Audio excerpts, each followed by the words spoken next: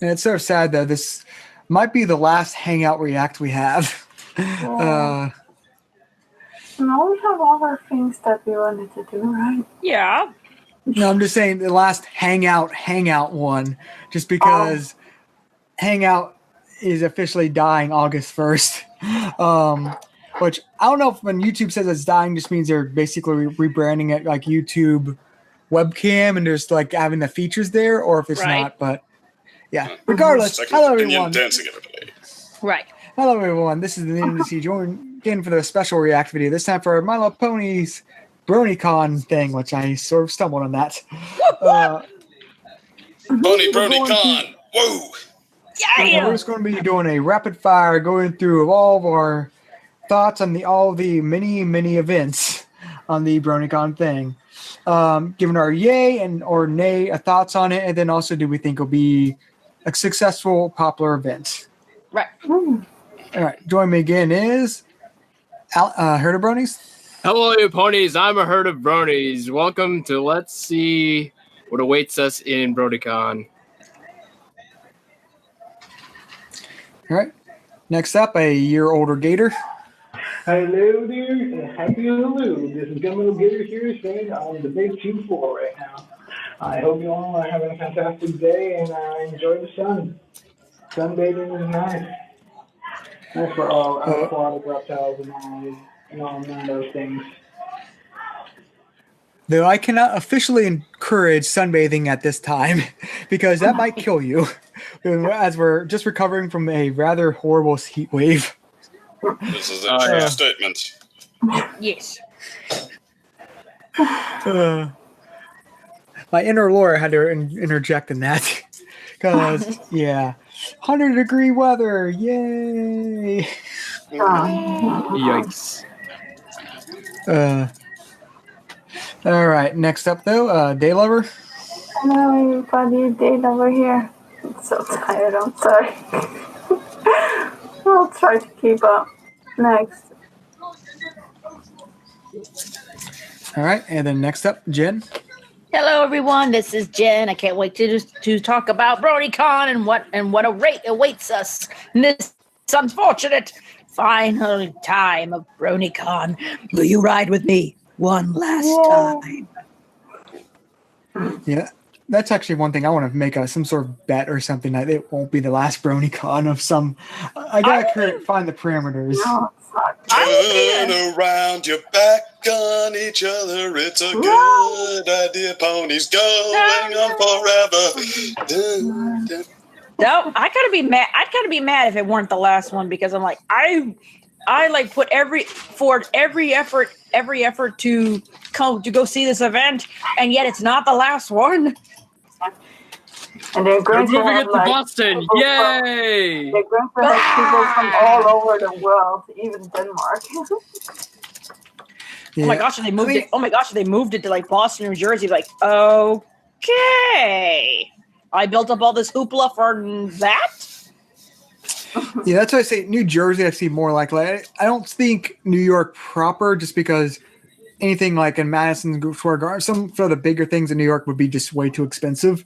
So, but I wouldn't be surprised if it was like New York-ish, like New Jersey, or like it was outside of Boston or some other city.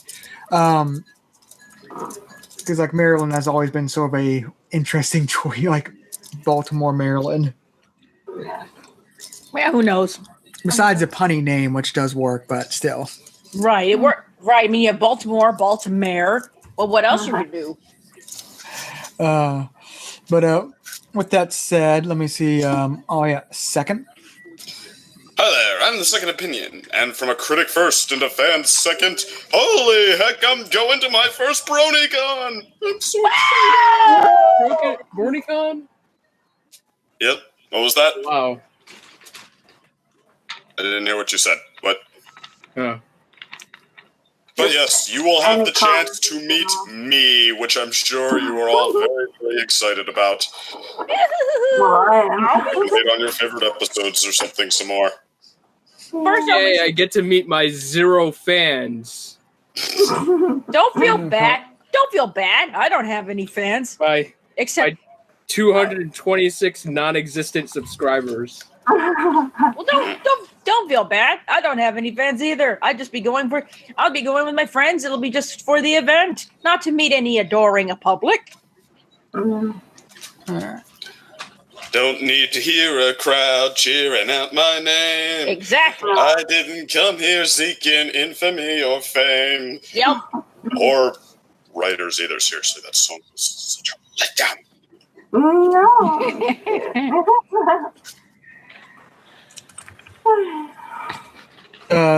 Yeah, going off. Was at a point I was going. Train of thought.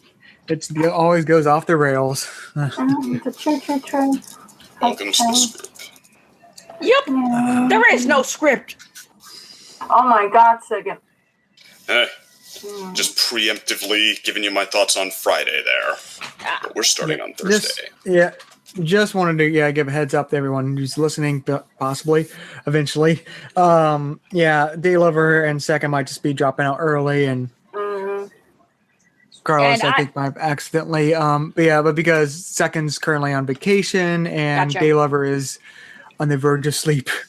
And I will be able to stay on myself too long myself too. So Jen is going to. All right. But I guess with that said, is everyone ready to start going down the schedule? we're ready. Let's see it. Let's do this. All right. First up on Thursday, 12 p.m. Free. This is all. There's some things before the actual opening ceremonies at 6, but some things happen before then. Starting at 12 p.m. YouTube Ponies discover the secret We don't behind know your. who it is, but it's probably going to be good. We Yeah. hope. And then the most metal 1980s show ever invented, My Little Pony Generation 1. Take a trip through the I already had a big fight with OmniViewer about that. Yeah. This video where we're fighting about whether Rescue at Midnight Castle is this underrated metal masterpiece or this. What's what like when you feel the need to rescue something from history that didn't actually achieve that much? There's a term I for think that. Gator fell out the cold. Revisionism. Yeah. Oh. Now Gator, on the other hand, he must be saved. But just going off those, like the first event will be YouTube Ponies, which will be revolving around discover the secrets behind some of the fans' YouTube channels and learn about. Which again, this is one of those things that a problem people have. Going forward, the schedule is any sort of art-themed thing. We don't know exactly who's coming with them a lot of times, so those will probably be glossing over more just because we don't exactly know what it would be. But again, first two events, one talking about YouTube Ponies, which we are technically a part of, but not actually officially part of. Right. We're just going to meet up and be like. We are part of the YouTube community. We're part of the YouTube Brony community, but we are not officially endorsed by BronyCon. We're not popular enough, you mean? Is it a community thing that, like, we totally have to attend because that's our thing, or is it like a teaching thing where we're going to be like, okay, I think any hope for us to improve went out the window a long time ago. We just are what we are at this point. Yeah, we're just going to meet up with our small signs that says like we protest. We don't have enough. Oh, we are. Yeah. Don't. Oh, somebody better keep me in the loop. Somebody better keep me in the loop about this, and get me on Messenger and such, because who knows what'll be going on. That way, I know where to go. All right, but going from those two events, what are your thoughts on a yay or nay, or just sort of non-response meh? I Well, think I'm not going to be there, so I'm indifferent. Well, like I think the YouTube ponies could be good. It just depends on who it is. Yeah, I mean, is it an instructional meeting? Yeah, it doesn't say. It doesn't say, but no, I think I'll say, I think neutral because we don't really know anything about it. We don't know. So And then the metal one, I just assume is just talking about Generation 1, which, to be fair, like I'm not going to go back and watch Generation 1, but it's surprisingly dark. I will say it is surprisingly dark. It has surprisingly dark and mature moments in animation, which, It was a respectable show compared to the generations that followed up until 4. I mean, most of it's like ambitious stories. The problem was they tried to cram them into 20-minute spaces, enough for like hour-long specials. It was rushed as all heck, but they managed to set enough aside, I guess learn from their mistakes there for Return of Tamblin. So even if you're not interested in seeing and going back to G1, even if you're not up for the whole, oh yeah, let's go on about how that's underrated too, see Return of Tamblin. It's good. But yeah, for me though, I think both are sort of, both neutral on both. But I would say I don't think either of them are going to be popular just because it's before opening ceremonies. And then the YouTube bronies, I feel it could be interesting just because I get the sense that won't be the most organized panel, which could be entertaining in theory. Maybe, who knows? All right, we're going. I guess my thing would be like, yeah, about it. Again, it depends on who it is. Yeah, which I think there are other YouTube pony stops around here. I mean, on the there's a few of them. All right. But next, going down to 11:15 p.m. 1:15. Yeah. Don't forget the lyrics. All right, 1:15. Don't forget the lyrics, which is your memory of official and fan My Little Pony songs will be your put to the test to see if you can keep up with them when music stops. And then the second one is Chaos's Cuddles, writing about children and family, joining a group of parents and fanfic authors as they discuss practical advice on capturing different facets of children, parents, and families in your stories. Let me just give, I guess, my thoughts. I feel potentially the first one, Don't Forget the Lyrics, could be popular. I will give it a yay, even though it's not my thing. Yeah, it's like karaoke, so it's basically blind karaoke. Yeah, the songs I don't know if I'd be any good at that or not, because the songs I know it's like pretty hit or miss. Well, it's like Don't Forget the Lyric show, where it's like you think you know a song pretty well, but there's like one or two words you just don't remember part of the beat. And I feel that's how it's going to be. That's for a challenge. And then Chaos and Cuddles, I feel like I give that a yay because of what description, but I do not feel I have absolutely no faith that's not going to be popular. I mean, I don't think that's going to be. I think it's not going to be popular. It's just what is it? Too niche. Chaos and Cuddles, writing for children. It's discussing like how you can write children, parents, and families. Again, I like the overall moral of it, but I just don't think it's going to be popular. No, I'm not a fanfic writer nor a parent, so this won't apply to me. Me neither, but probably it's going to be popular for the ones that's coming with children. True. So, Next up, serve as I guess any other.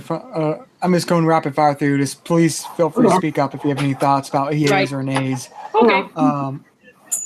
If no one going forward, all right. Next on to again, speak up because I'm trying to go through. I know. Speak up or forever hold your peace.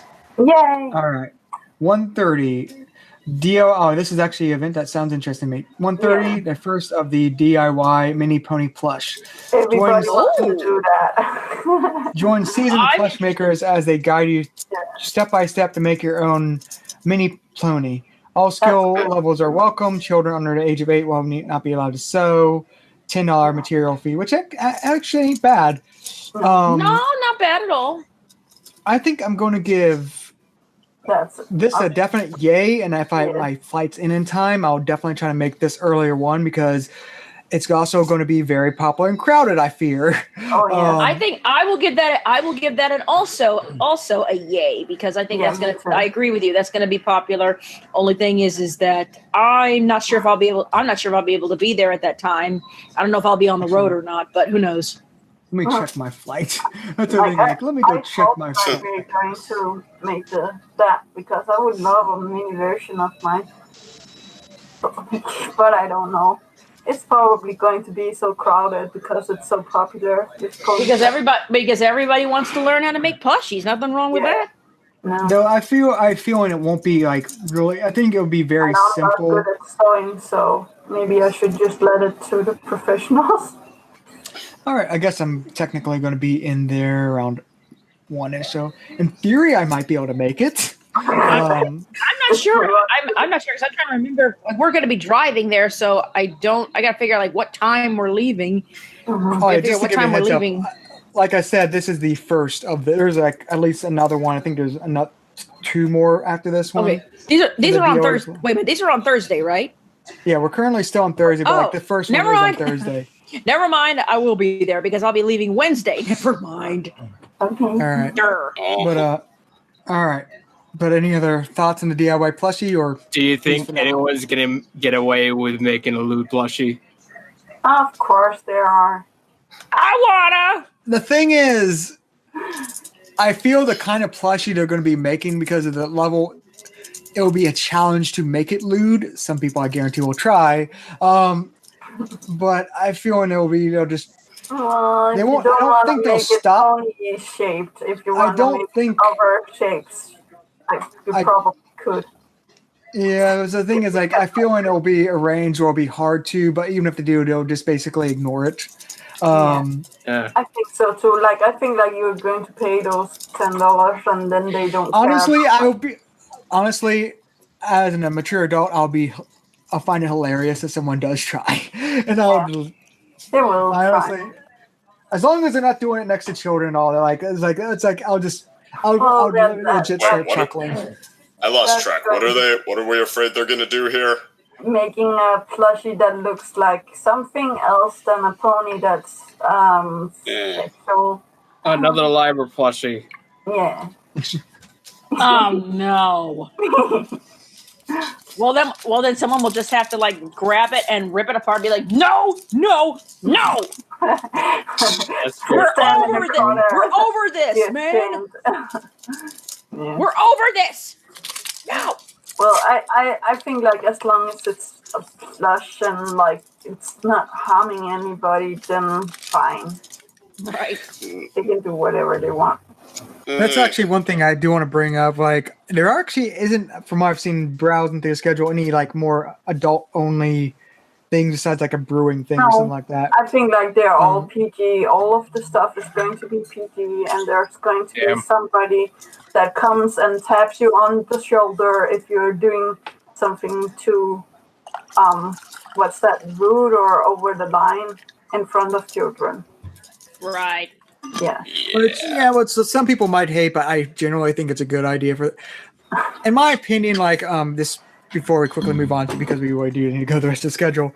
On terms of that, like, I feel the best way to handle that, especially mixed cons like this, is I'm not against having adult only panels and all that, but have them clearly separated and very like watched and restricted. But I respect BronyCon. Like, I understand why they don't want to do that. Period. There's going to be cameras too. Like, there's no Lots of way them. that it's not going to be not. So if you make that kind of plushie, you're just going to get thrown out. All right, but next up, I guess. Any other thoughts before we move on? Like, we'll probably talk. If there's any other thoughts on the DIY mini plushie things, we'll probably get around to it in the next. Batch of them. Other than that, I think that's a yay. That's it. Yeah, that's a definitely big yay. And also good, like I said, a good price, $10 for like a little thing, like just for art material. I'll get into other things later that I don't feel are a good price. All right. Next, I've ever been good at arts and crafts, but I can't sew. That's why I can draw. That's why I say I wonder what kind of plush you guys have. I have a feeling they're going to be very simple, like design, like small mini plushies, because it says of all art skill and all that. So I would still consider that a good thing, because that's a fun little, like, it's like an IKEA of plushies sort of thing. So it's like, yeah, That'll work. about the journey. That works for me. All right. But next up at 2 p.m.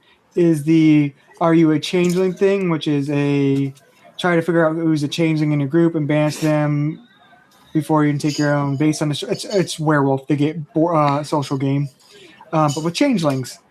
I've never understood like, are you a changeling thing? So I can't give a comment on it. Yeah, I meant to go into the werewolf. Like that's one game I meant to try, but never get. Like whenever I do a board game thing, it's never get to try that one myself. Werewolf Then is also a going, hard game, I think. yeah, going up with that is Milo Assassin signups. Oh, this is I guess it's just sign up. With nothing more than a name and a photograph, you must find and take out your changeling's target. But beware, out there in the world of the crowd is another agent that is has you in their crosshairs, which creepily described, but I'll say actually does sound like a fun game. And then Pony Finder One Shot. Welcome to the realm of Everglow, where we'll run some simple adventures using our pre-made characters. All right. And like I was saying with Daylover before the start, there's also a Pathfinder pony thing later. I have a feeling the Pony Finder is more directly a pony parody of Pathfinder, where it's like everything's in a quite like it's more direct, its own custom thing. Where I have a feeling the Pathfinder one that we'll be mentioning later is more an AJOC based in the Pathfinder setting. All right, but how about the yays and nays for these events? I think like it could be good with the Pony Finder one shot. The 2 hours I'm a little meh on because I know the werewolf game, and I think it's hard. But again, yeah, I'm more. I agree. I agree on that. I'm gonna have to go for a nay on both of those. Only because I'm not a fan of those gays. So I'm gonna go for a nay. But you know what? If you are like fans of those, it could be a yay for you. So all good.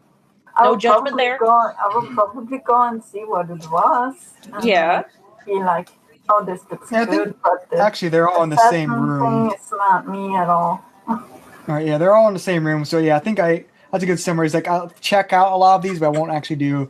Actually, I think the Milo Assassin I give a yay thumbs up, but I won't do it myself, sort of thing. It's like it sounds like a cool game setup for a con, but it's just like I'll be busy with everything else in a con, so I don't think I'll have time for it. And but definitely the Pony Finder is like going to be really popular, and also the other one with that's Pathfinder. Yeah. I feel like this is outside my realm. I'm just like... Yeah, you don't play a lot of D&D, no. Well, D&D, straight up D&D, I have played a few times. Then you would like Pony Finder because it's the same. Just with ponies. I'd give it a try, I guess, but... All right. So any other final thoughts before we move on? Nay. Let's move on. All right, 230. Ultimate Ultra Mega Pony Trivia Challenge of Ultimate Destiny, complete with the rest of the audience. Live smartphone trivia face-off with awesome pony prizes, and so a trivia game with pony, like probably extreme, like Snowflake Extreme thing. And then writing is comedy, how to make your horses hilarious. Learn how comedy can convey serious subject matter and provoke thoughts. Seasoned writers will show difference between random and random. I actually do like that pun, because even Pinkie Pie follows inner logic. Oy. All right, so yays and nays and nays. Got my attention with the comedy one. True. Yeah, I'll admit that I actually do like that pun, random. Nobody likes it when I say something was random. I shouldn't say nobody, but I mean, I'm like, there are people who are actively like have an allergic reaction to when you point out that this episode or that episode wasn't funny in some spot. Almost wondering about where this one's gonna go, like even if there'd be any potential backlash to it. But I would probably go with second for the writing stuff, but I must admit it's too mess for me. Yeah, I would say I think I give both a yay, which I actually, depending on how crowded I mean, in terms of like, I think they're neat events, but I think I won't do the writing one period. Like, and the the Pony Trinity one, I might try actually to have go to that one, but it's one of those things like I have a feeling that one would be extremely crowded, depending on how attendance people are at the moment. So It's like I would like to try it, but if it's basically like 500 other people in a room at the same time, I'll not. That might be one of the things we need for Trivial Pursuit games again. Like putting My Little Pony in one of the categories. We're thinking about making our own Trivial Pursuit game with categories. That was mostly your idea, I have to admit. Oh, well, it's still a good idea, though, I think. Yeah. Yes. All right. Next up at 3 p.m. is These are both in. I think these are both in the board gamey area again. Enter Equestria, use D&D 5e rule set, step into horseshoes of ordinary background ponies, and attempt to survive whatever disaster the main six is thwarting at the time. So, and then next up is Tales of Equestria, the Equestria Games. Company Pony and the official licensed kid-friendly RPG for friendship is magic and work together to bring Equestria games to Ponyville. So both in the same like they're separate events, but they're all in the game room area. Yeah, it sounds like it'll all be the game room is all going to be full with all these events. Yeah. There's also there's an arcade game room, and then there's like a strategy, which is like the more board game room. I also want to try one of those games. These two in particular, but like something in the boardroom. Yeah, I would go for the. Sounds like they'll all be full. Equestria. That sounds. All right. Next up, unless we have any other final thoughts on those. All right. At 3:45 is it's really weird because like there's like a sun and moon room. So like when I always see the sun room, I always want to say Sunday. Yeah. That's what I all right.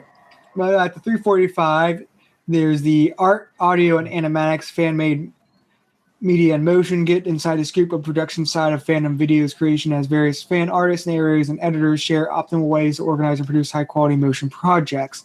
So I think it's basically a organizational discussion, like how to plan and film like basically animated projects, and then the MLPT Mad Lib Pony Theater, fill in the blanks and witness some of the adjective MLP scenes you are never heard before. Oh boy, speaking of ones that are probably going to be abused by in inappropriate ways. Oh, yep. So many people are going to be pulled from that event. And one where I will be in a little bit of a pickle because I want to see both and do both. Mostly maybe the art one, but the theater also seems fun. But again, I'm not sure, but the theater one might actually pop up again because it seems like it's one of those possibly like events. Okay, well, yeah, then I would go for the art. That's but I don't swear by it yet. We'll find out later. Going down the list. All right. Any other yays or nays before we go on? I guess could be yays. Yeah. Could be a yay. Why not? Let's be positive. Yay. I'm still I'm in the awkward position where I don't have enough convention experience to be sure. Mm-hmm. I gotta be able to get in there because it's probably gonna fill up like really quick. Yeah. Just think about it like, do you want to go and see stuff with art and animation? The thing is, I feel the theater Mad Lib. It's right. more for a second. Oh, I do love Mad Libs, so maybe it is worth a try. The thing is, I feel the art, audio, and animax one. I have a feeling it will start out crowded, but I have a feeling it will drop off in crowd later on, just because most people realize it's a more technical course thing, which is a great thing. But for most people, like myself included, like I can't animate with like anything, so it's like. Though I would appreciate looking at some of the event, but I'm feeling like people are going to go there expecting it to be more open discussion, like talking about like here's fun animation things, and they're going to be like, oh wait, no, this is how to actually make. Here's a step-by-step process of like how you should organize. It's like that's a cool. Yeah, it's useful. I mean, that's why I give it a yay. But I have a feeling it will drop off in popularity after people realize what actually it is. Right. Let's just say it'll probably hopefully be useful. All right. I guess any other thoughts before we move on? Yep. All right. Next at 4 o'clock is the Knitwits Tutus for You, which I'm going to read that description. With a few easy steps, learn how to make tutu skirts from tulle fabric and have a cosplay accessory to wear for the whole event. No sewing skills required, $15 material fee. And then Yay! I'm going yay. Make your own cutie mark bottle cap keychains. Create your own trendy cutie mark keychains. Pick your favorite cutie mark, and we'll teach you how to create your own keychain. I'm curious what kind of keychains. And then, there's the Pony Pathfinder that I mentioned earlier. Pony Pathfinder D&D 3.75 with ready-made characters. Make your own features and homebrew pony races. Why doesn't it have to be the same time? I want to go to both again. The keychains and the Pathfinder. I'm gonna go for yay on that. I'm going for yay on that. Yeah. You're going to make yourself a pink skirt, Jen. Sure. I'm not going. I would rather have a keychain or play Pathfinder. I want to learn. It's something I want to learn how to make anyway. But I want to learn how to make one anyway, and also but yeah, I'm like you. I'd rather have a keychain too. Oh really? We are all going to go after a keychain. Like that's going to be horrible. Somehow I don't think keychains were ever my thing. No, you don't want one of your cutie mark in it. Truthfully, I think if I couldn't have a plushie, I'd love to. Yeah, I'd like a keychain of my cutie mark. If I couldn't have a plushie of my OC, I'd love to have a keychain. I'd love to have a keychain of the cutie mark. Yeah. And I created it, and I created my cutie mark for my OC myself. So I'm proud of it. And I'm not usually proud of things I make, but that's when I'm like, yeah, I'm proud. Yes, that's the same with me. And now I have a plush then a keychain. Yeah, that's why I said. That's what I said earlier. Is like it really depends on what kind of keychain. It's like, is it a bottle cap keychain or is it like a bead? Like that's what I said. It really depends what they're going for there. But, anyway, though, I think because vacation is such hard work, I think that's where my time here comes to an end. I'm going to step out. I left my thoughts about events from Friday and on in the comments there, so feel free to have fun with that. And see y'all at BronyCon. Yay. See you at BronyCon. Can't wait. My second. See ya. Can't wait. All right. We have a Tetris score to settle now, it looks like. Yeah, second thing. That actually does remind me of it. I'll get to that event later. All right. I guess there's no going on. Let me see. 4:30. Stick Pony RPG. Yes. Bring your original at 4:30. I think I mentioned 4:30. Bring your original pony character and move into Ponyville for a beginner-friendly tabletop RPG about friendship and fun. Yeah, I like that. That's definitely a yay for me. It sounds. That's one of those things. Like I don't think I'll actually. Oh, will you finish what you're saying, Dale? No, I was finished. I just said it sounds interesting. I would like to try to put my OC, even though like she's not. Like I'm a little bit confused. Am I supposed to take 2 ponies with me because my OC originally started as an Earth pony and then became an Alicorn? So am I supposed to take 2 stick figures with me and be like, I have these 2? Right? Actually, no, I'm going to take 3 then because I got my horn first and then I got my wings. Oh, jeez. That's a mess. That's going to be fun. You want to do a stick pony? Yeah. Yeah. Yeah. And you only have one. Oh, wait a minute. Stick pony, I'm lost. Yeah. It's like an RPG thing. That's what I said. Okay. That's what my point I was going to say is like, I don't think I'll stick around. Like that's one thing that's holding me back from a lot of the strategy, like our game board things is like the length because like this says. And you don't want to stick around for stick ponies with the fun. Oh yeah. I accidentally punned. But Yeah, the one thing is I do want to at least probably check out that event just to see what the rules are, but I probably won't stick around. I won't hang around for it because the You're not going to be a like- stick in the mud, Jen. I don't know. Maybe, maybe not. oh Who gosh, knows? there's gonna be so many people like Mudbriar, like playing Mudbriar there. Oh boy. Ah, All right, I guess any other thoughts before we move on? no, definitely a yay. Fun. right. Oh. All right. Next up at 5:00, Remembrance: the art of audio dramas and radio plays. Dive down the rabbit hole of feels as the Dorito Queen and friends reveal their secrets of how to create a successful audio drama production on YouTube. I have never heard of Dorito Queen. I've never heard of it either.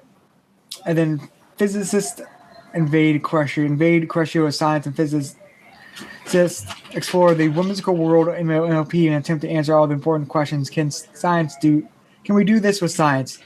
I'm going to say no, except for very bending. Yeah, or alchemy. Alchemy, maybe. Probably. I don't know. But the first one, the remembrance, definitely. I want to see what that is. I would give that a potential yay, but I'm giving it neutral just because, like I said, I have no idea who the Dorito Queen is. So it's like, especially since they mentioned them in it, I feel it's But going to be very. You know what remembrance is, right? The fan animation remembrance. I haven't seen that fan animation. No, I definitely go and watch that though. But yeah, it's just the same. It's like It's like I feel this is going to be very driven by the creators of it. Like it's very their personality. So it's like I don't know the personalities, but it could be good or bad depending on how like strong their personalities are. Yeah.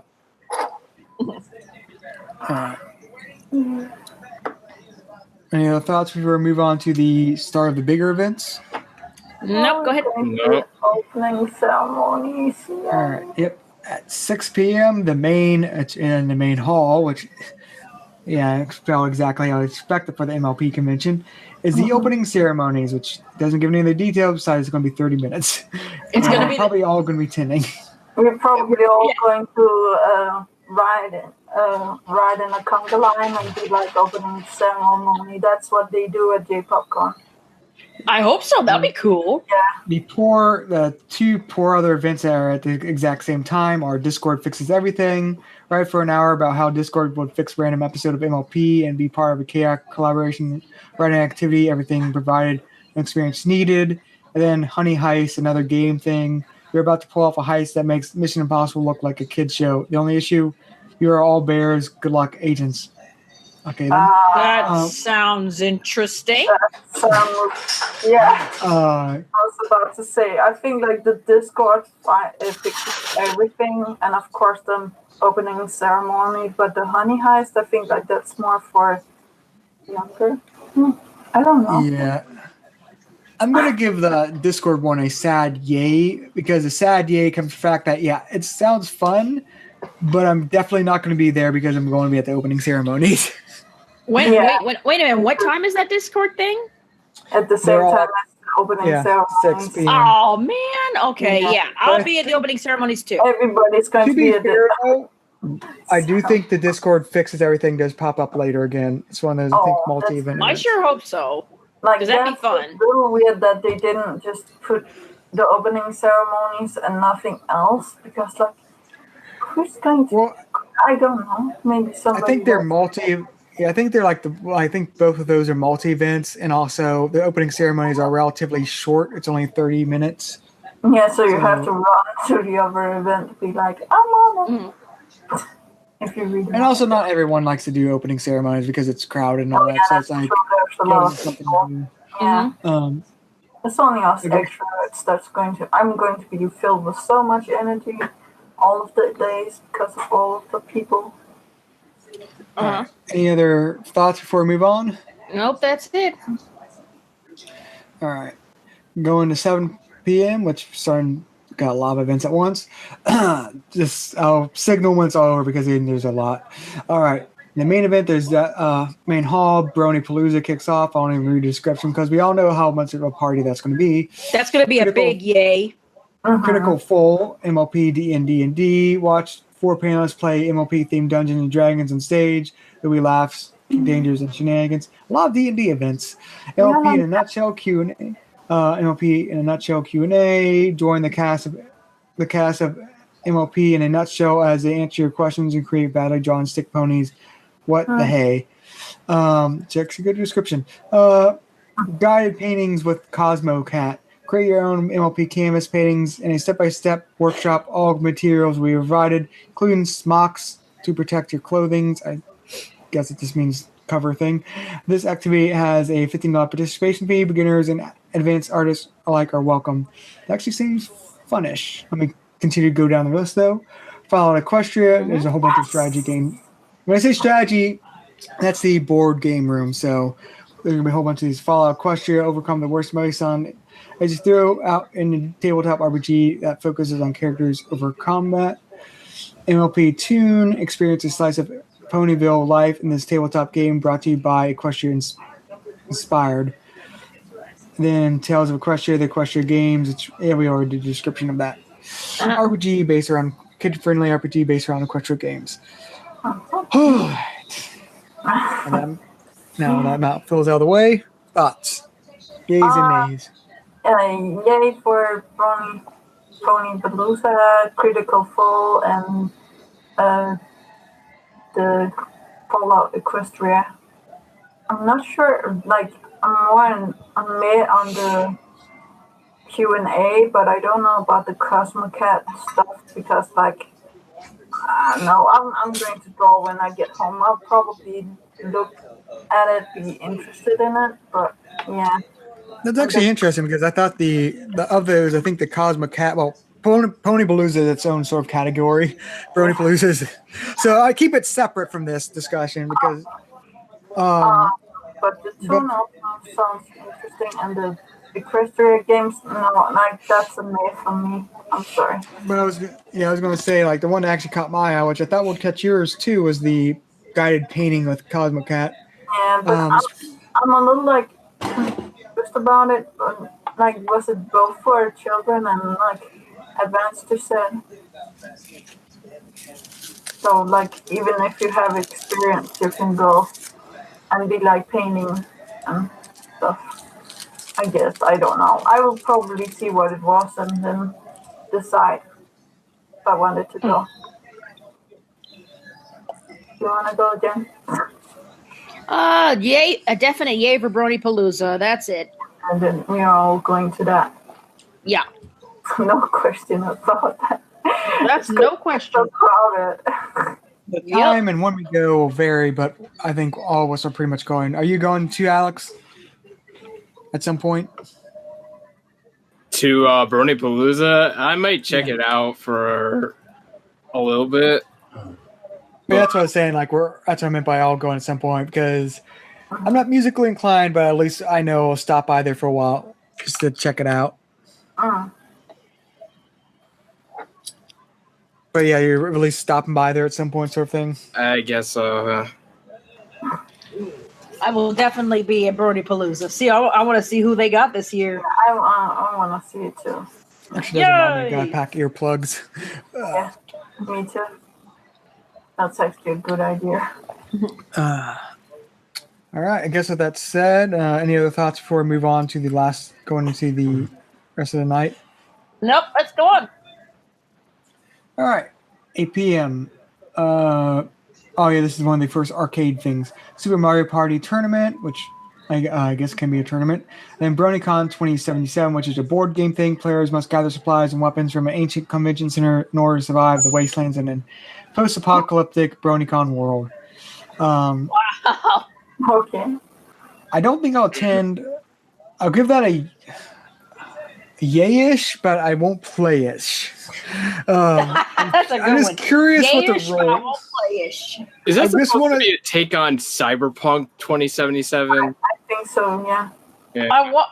Oh, Okay, yeah, okay, because technically that is a tabletop game, Cyberpunk 2077. I thought it was everyone. because everyone thinks it's a video game, but actually it was based off a very more niche, like tabletop, like D&D style game. Ah. Yeah, there is a Cyberpunk 2077, or I think it might be 2019. It's something. It actually is inspired off a property. Just most people don't know that. It's like, oh, it's like I guess they just don't want to do something not fully original. I don't know. They'll probably You're Maybe, maybe not. breathtaking. What? We're all breathtaking. You're breathtaking. And that's that's what it's. If I were the one if I had the courage, I probably would have yelled that at Keanu Reeves. And if I were that audience, if I had the courage to do so, I still would have been like, I still would have been like this freak. Somebody would still been like, calm down. We're like, don't tell me to calm down. Yo, calm down. Nobody's going to be calm at this, so don't worry about that. Somebody will say the breathtaking thing. Yeah, probably. But for me, it's a mess with the Super Mario Party. I'm sorry, but I'm not there for Mario. But the Bronycon 2077, I'm going to see what it is, and like if it is the board game that I think it is, I might try it.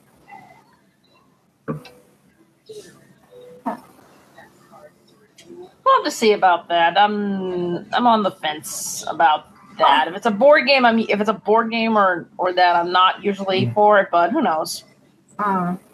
It's a kind of a 50%. Well, when I say board game, it's when I say board game, I mean like a D&D style board game. Yeah. Okay, then RPG. okay. That's Tabletop why RPG. I've been playing like board games and D&D since I was like 12. Gotcha. So I'll probably, if there's a D&D game inspired or otherwise, yeah, I'll be stuck to it like glue. And for me, I would say both are sort of like, yeah, like I said, yes. I actually might check out the Super Mario Party thing just because I've been meaning to actually like see about if I actually want to get the newest Mario Party thing or not. So I was like, I'll check that out, but that's mostly because of the game itself and just figure out if it's something I'll be interested in. I just saw like I think Second just posted in the chat what it is. No, That's like tomorrow. Yeah. Okay. Oh, it's Friday. It's Friday.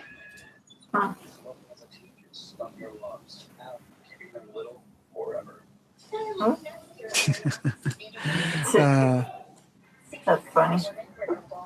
All right. But I guess going next up is the 845 thing, which is the trailblazers in the fandom. Learn the difference between being a community icon and a leader. Maggie Pie, Dusty Cat, Silver Quill, The Lost Narrator, and other fandom trailblazers are here to discuss their leadership practices and how they serve the community. And then the next event is Fan Fiction's Foundation's Root for Your Stories. Explore the reflections on and respecting source material can help. Explore how reflecting on and respecting source material can help stories become more accessible to their audience, find unexpected inspiration, and become more stable overall.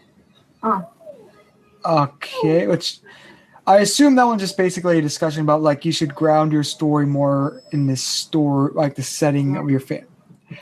I'll give that one a nay. It just sounds like a overly long event thing for. Yeah, I would love to go to the first one with Silver Quill and Dusty and all of those, but I think it's going to be so crowded. So right. Yeah, I would give it a yay. I would give it a yay just because of Dusty Cat. Yeah, I would give it a yay. I would love to meet him and like take a photo with him, maybe get his autograph. But I got his autograph one year. I got his autograph one year. He actually, I think he. Oh yeah, I got his autograph the first year I went, and I still have it. Oh wow. Yeah, it's probably going to be really crowded. I think so too.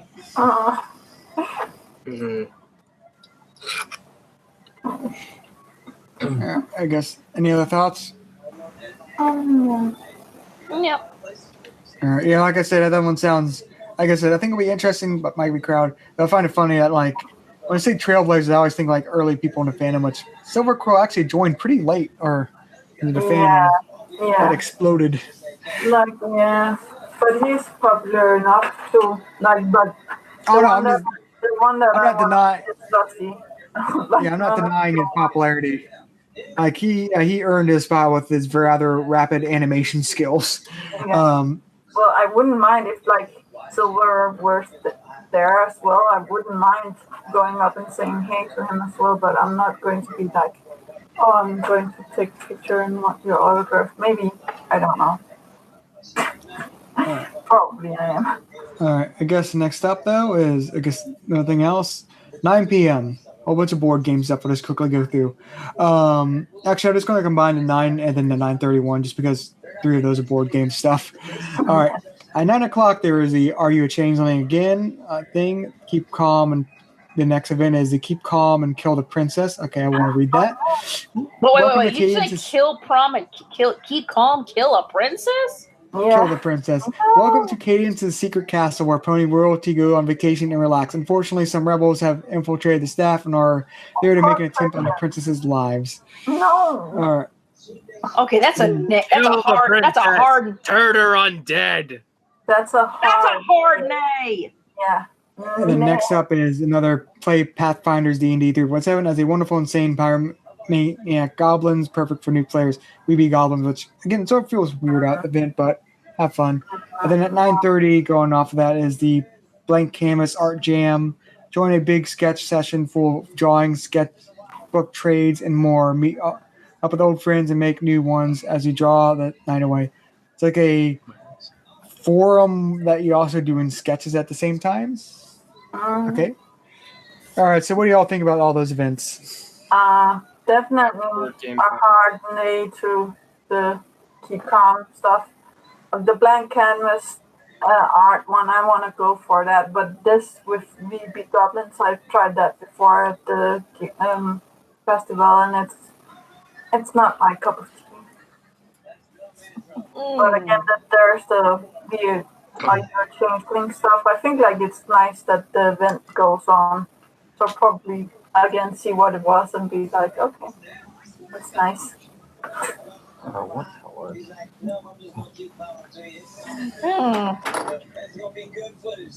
are you thinking?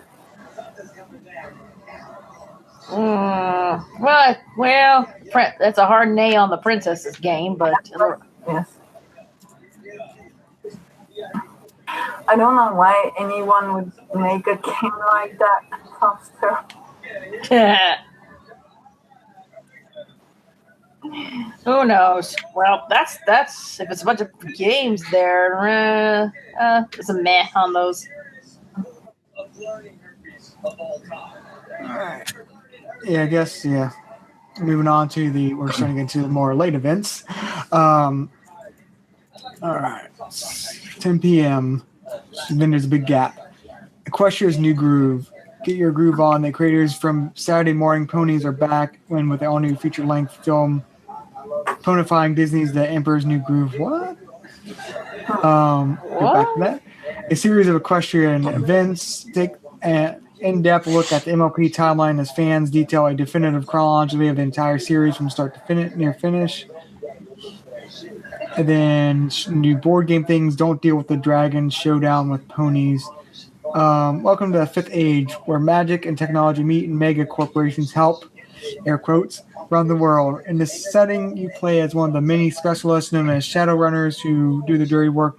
The rich and powerful don't want to get caught doing it, so I guess I think I've played this game, Shadowrunners. I might be thinking of a different game. But definitely the Equestria's New Groove sounds fun. The second one is more meh for me, and the last one, the Shadowrun, again, I would see what it was, but I don't think like that's something the equestrian event sounds really interesting to me. Is that supposed to be the timeline of the world? Like, are they like trying to piece together Yeah, It sounds like it's basically a group discussion, not like discussion, but like sort of panel discussing. Okay, this is the chronology of the MLP universe, sort of thing. Which I might go to that actually. You want to go for that, Alex? Because I made a this is going to be a long event too. It says duration an hour and 30 minutes. yeah, because I made a video on like the time, like the past timeline of MLP, the one that like what happened in 1,000 years, like the critical events that happened 1,000 years ago, and which ones came, which one, what the order it was. Right. But the sun I think I came to a somewhat of a conclusion. There was one that I wasn't sure. It was plausible. But yeah, that was done like a few years ago. Yeah. But the sun and moon room is going to be near each other, right? I assume. I think those are the two, not the biggest rooms, but like these next down in size. Because a lot of the events are that. The main, which MANE room is like, I think the Bronypalooza, the big super event opening ceremonies one. But I guess with that said, I'm moving down to the 11 o'clock time frame, which is starting at 11:30. There's the Maid RPG. Welcome to Cadence's Secret Castle. There's a lot of Cadence's Secret Castle. Where pony roll to go on vacation and relax. You join elite ranked roll service. You're definitely put.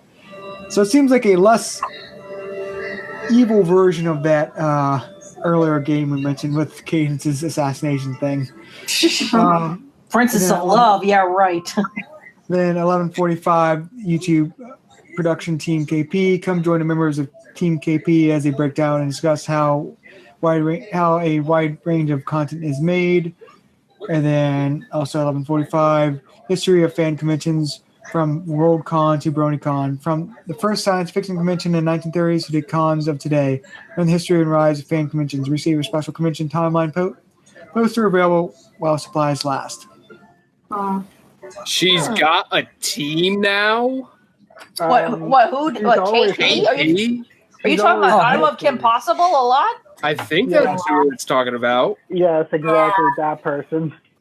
It's a hard name. I thought that like after the drama, she would have turned into a Jed channel, but no, she's still going.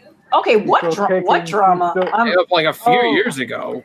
Oh yeah, about the whole no credit to like her editors and producers and artists for her stuff. And yes, I'm not. So the too long didn't read version of it is KP was sort of being a dick to her animation studio, and word got out about that. The public shamed her. She was still popular though. She apologized, and they sort of tried to work with that from there. Okay. I'm just going to keep myself away from that. Yeah. Also, welcome back, Carlos. Hi. Thanks very much. It was kind of like a weird, like a good tipping point because like I know all about that stuff. I mean, like when I was active in the reviewing community, it was just like that sort of stuff. I was like, you remember like that whole animation project that's no longer on YouTube that had like OCs of Brony reviewers there? Yes, I remember that. Oh my gosh. I was actually there. Stuff. I was actually there, like my OC was there, like near the end. Yeah. Wow. Thank you for saying reviewer and not analyst, because they're not analysts. We're not analysts. This show is they're not far from analysts. The theorists are more of an analyst than reviewers. True. Oh, I am? That's why I wanted to become more of a theorist and call myself an analyst. Right. I would call myself a theorist. The only thing I hate about anything else.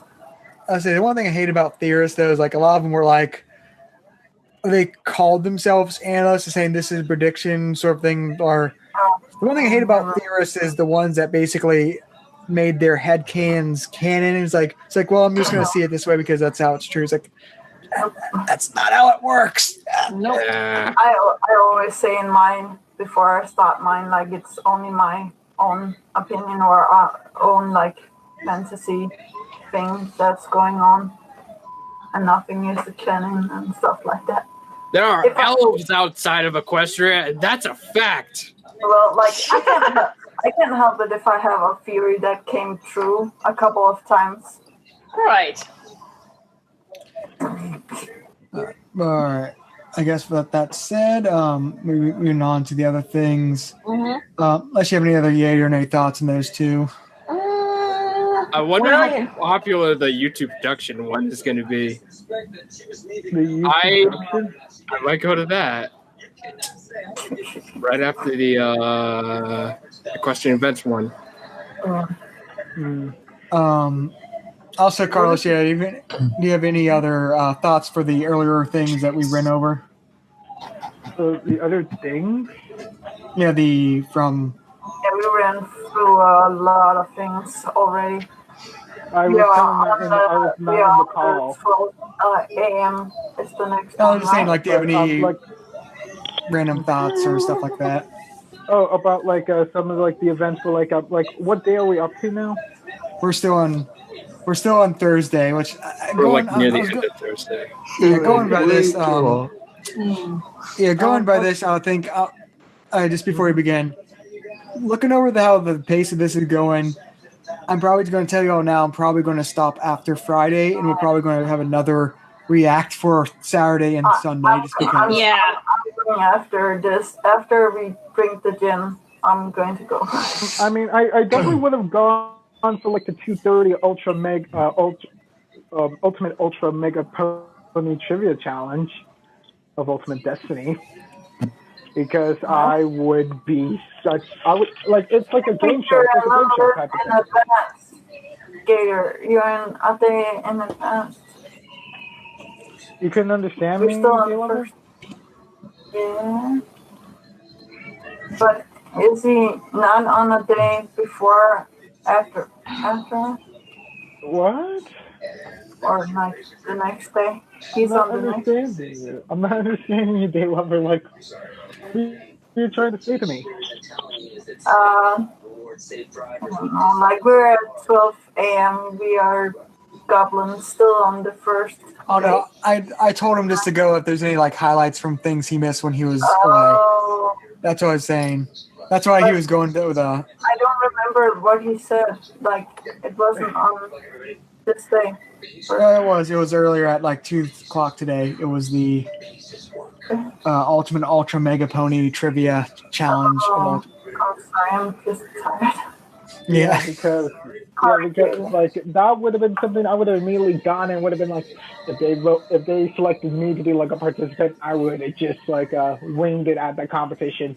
I'm super good at like trivia challenges. Like, have you seen me at My Little Millionaire when that was a thing like 4 years ago?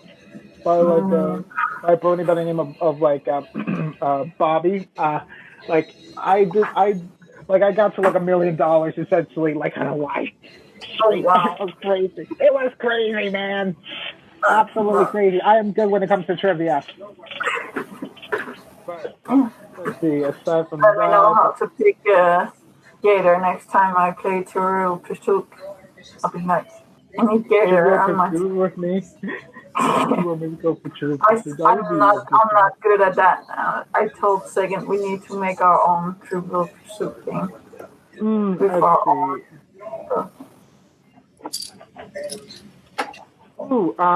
I would also have been interested at the 8:00 Super Mario Party tournament because friendships will be destroyed there, and that would be the antithesis of anything Brony related. Totally, but because it's video games, you know. Yeah, and that's Trailblazers in the fandom. That definitely sounds like something nice to like look into. All right. I guess with that said, I'll just combine the 12 and 1 a.m. events just to finish off Thursday. Okay. Another at 12 a.m. we will be goblins again, which we already gave our general thoughts on that. And then 1 a.m. you suck. Why that's okay. Thwart intimidation and newbie jitters in the casual discussion on emotional and mental hurdles of starting out. Starting out with what? Yay! I channel. think Wow! Me, my dead channel. Yeah. Wow, Yeah, and also one of the mental messages I tell myself almost every day. Wow. Then Super Smash School, the ultimate introduction. Learn strategies and tips for your experience with Smash Ultimate competitor that you can use to improve your game. A great panel to go for before the Super Smash Brothers tournament. And then Strategy Grin. Tragedy strikes while investigating a strange phenomenon. You will be able to survive to the last, or will you perish? Deepening mystery of what ponies will perish. Grin is a horror story told together as a group. Yeah, that's a hard no for me. It's hard nay on everything, I think. I think like it would be interesting in the first one just to see what it was, but the two other things is just like I don't know. No, Right. I wonder if at the first one they're gonna talk about how to deal with drama. Ooh, that would be. Yeah.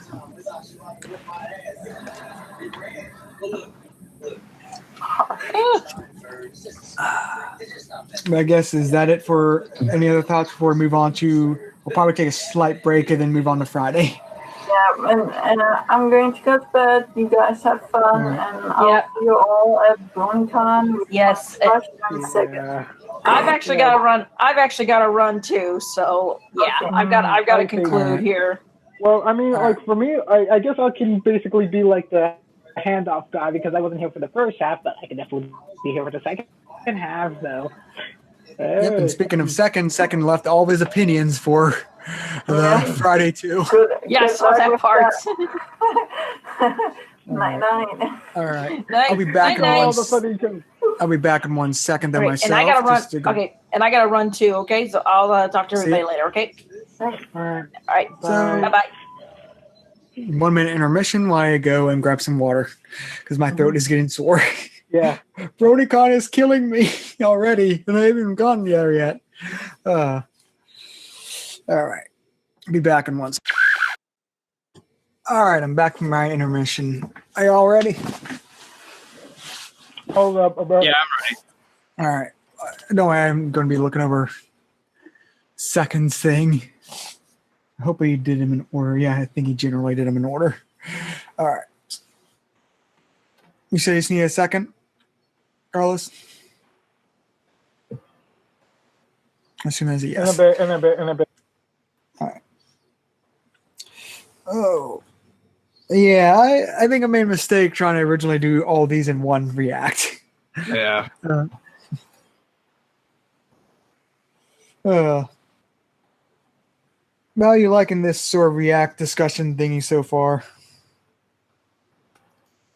I don't know. I think once we get into Friday and Saturday, it might pick up a little bit because I'm not going to be there for most of Thursday, so I have no real opinion. It's kind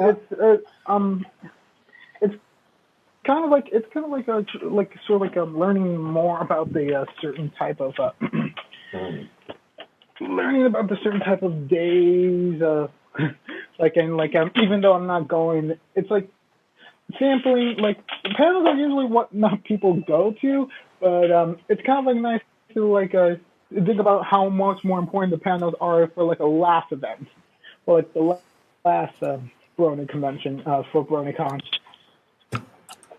You know, it definitely gives them a lot more esteem and prestige that if they were accepted, and seeing which ones are no goes and which ones are yes goes.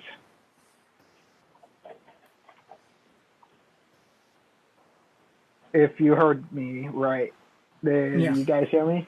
Okay. Yeah. Were you ready to kick off through Friday things? Yeah.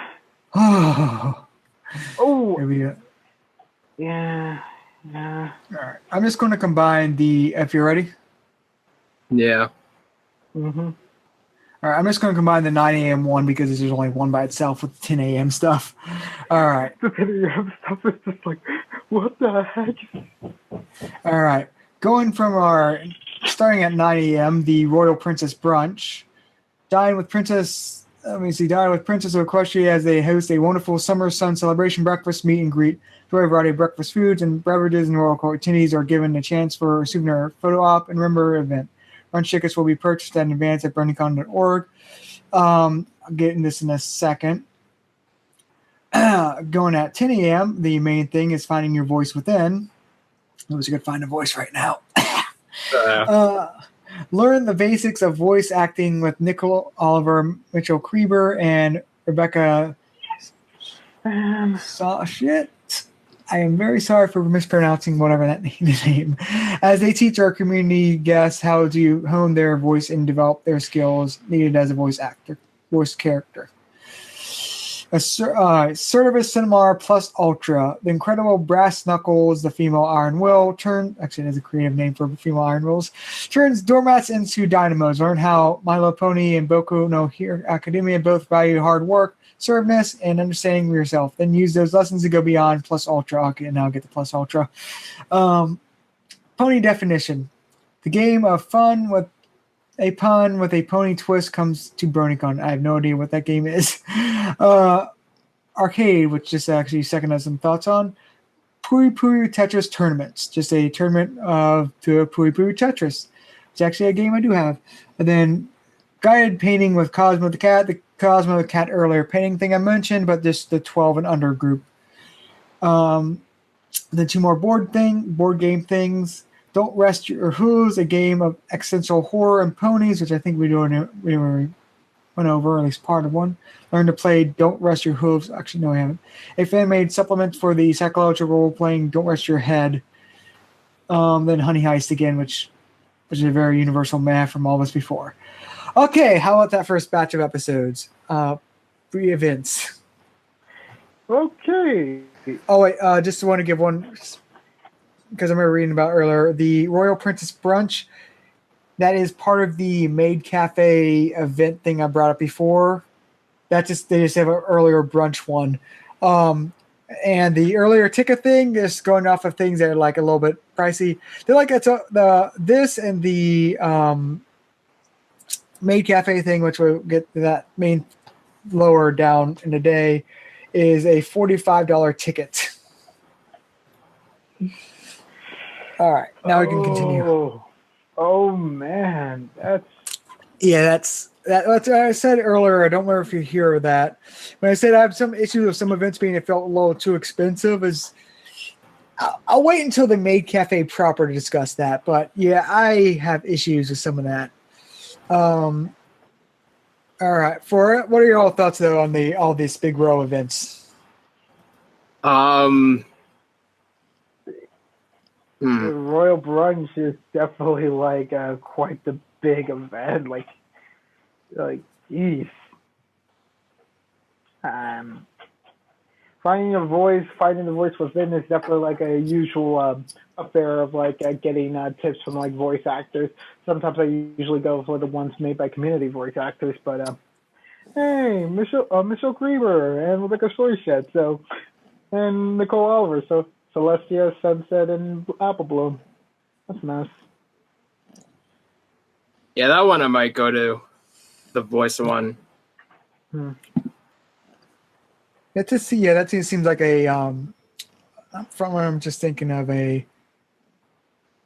that seems like a sort of an iconic event sort of thing, like a very like when we think of panels at conventions, that's sort of like the very mainline one. But the assertiveness seminar is definitely not that shabby for like Fluttershy supervisors, especially with like a little bit of like the anime fan flavor with My Hero Academia being represented, especially since the hype for season 4. I mean, season 4 coming out this fall. Best season coming out next. Get hyped. And I became a manga reader of My Hero Academia, so I know what's gonna happen. Oh yeah, I know it. Yeah, I know what's going up too, and I can't wait. Actually, I spoiled you to that. You spoiled me. You spoiled me about the climax, but that didn't detract from like what led to it, which was just like I never knew I needed these characters until now. He's a dream was definitely the setup for this. But okay, let's continue on for I don't know anything about the definition. Tetris is okay.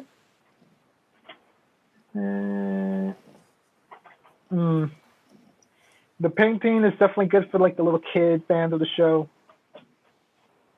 And Honey Heist seems to be something interesting for like an hour of like we're bears. I can't bear for the bare necessities of this concourse. Just go off of just to go off what Second said about that is Honey Heist. So Winnie the Pooh finally snapped. But you don't think that's a or in my case, Teddy has now embarked on his own spin-off title without the rest of the Persona 4 cast. We are doomed to a lifetime of puns in that section. And also going off of Second's other thing he said, he's very excited also about the Pui Pui Tetris tournament, which I say is neat, but I am not. There's no way in hell I'm going to enter because I know I would have my butt kicked so horribly.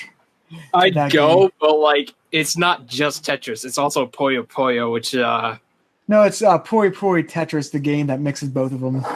Yeah, I think because they actually do. Like I said, I mentioned it. Yeah, I do have that game. That's what I said. It's like, oh, it seems interesting, but yeah, that would. I stand no chance. Yeah, me neither. All right, I guess you're all ready to move on. Yeah, let's go to 10:30. I'm just going to combine the 10:30 ones and 11 o'clock ones, because I think that 10:30 Plaza event, community guest meet and greet, meeting out the Lost Narrator, Magpie Pony, and Scribbler. Bad Scribbler. All right.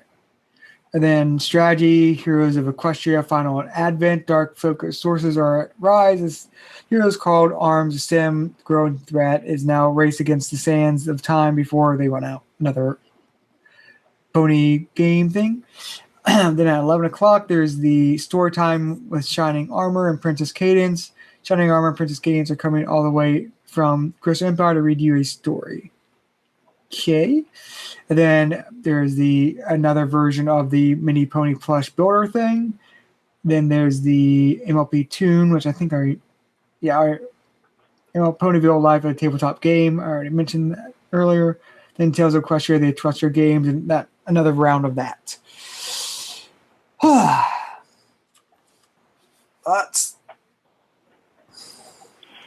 okay. I will have to. My first reaction is I might be willing to go to like the Tales of Equestria only just because of its subtitle. The what? For no particular reason at all. I don't know why you guys are staring at me. No, I just didn't hear what you said. I'm interested in that event. Which event?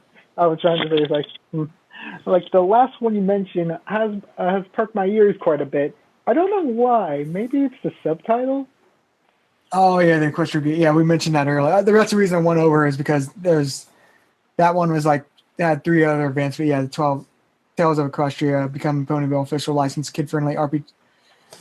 Become a pony in the official licensed kid-friendly RPG for Friendship is Magic and work together bring the Equestria games to Ponyville. Which I don't know why you might like that. It's not like it's a favorite episode or anything like that. I know. I mean, come on. But aside from that, I mean, the community guest meet and greet with like Lost Narrator, Magpie with Scribbler is kind of like sort of like 2/3 of like the new people coming in for like the Bronies React of like the recent 2 seasons. So it's kind of like nice seeing like those like lower tier community community guests like sort of like got like a bit of like an upgrade and like they're more recognized in this year now more than like last year's, even though like they were substantially like great in like their contributions to the community. So yeah. Also the mini pony plush thing. Unfortunately, I don't need to get a mini pony plush for myself. I already got one for like $25 from like Big Apple Pony Con of like 2016. I wonder if it's the same people hosting it. Because it was like a build. It was just someone build it for you, or was it like a build it yourself event? No. Someone, I know. I mean, I'm not saying like it's an event. It was like I commissioned someone to do a mini pony. I know, Plus for me, that's what I was asking. Like, was a commission, or that's what I was asking, was a commission or like a build it your event? Because I didn't know if it was like a, like the same people doing it, like sort of thing.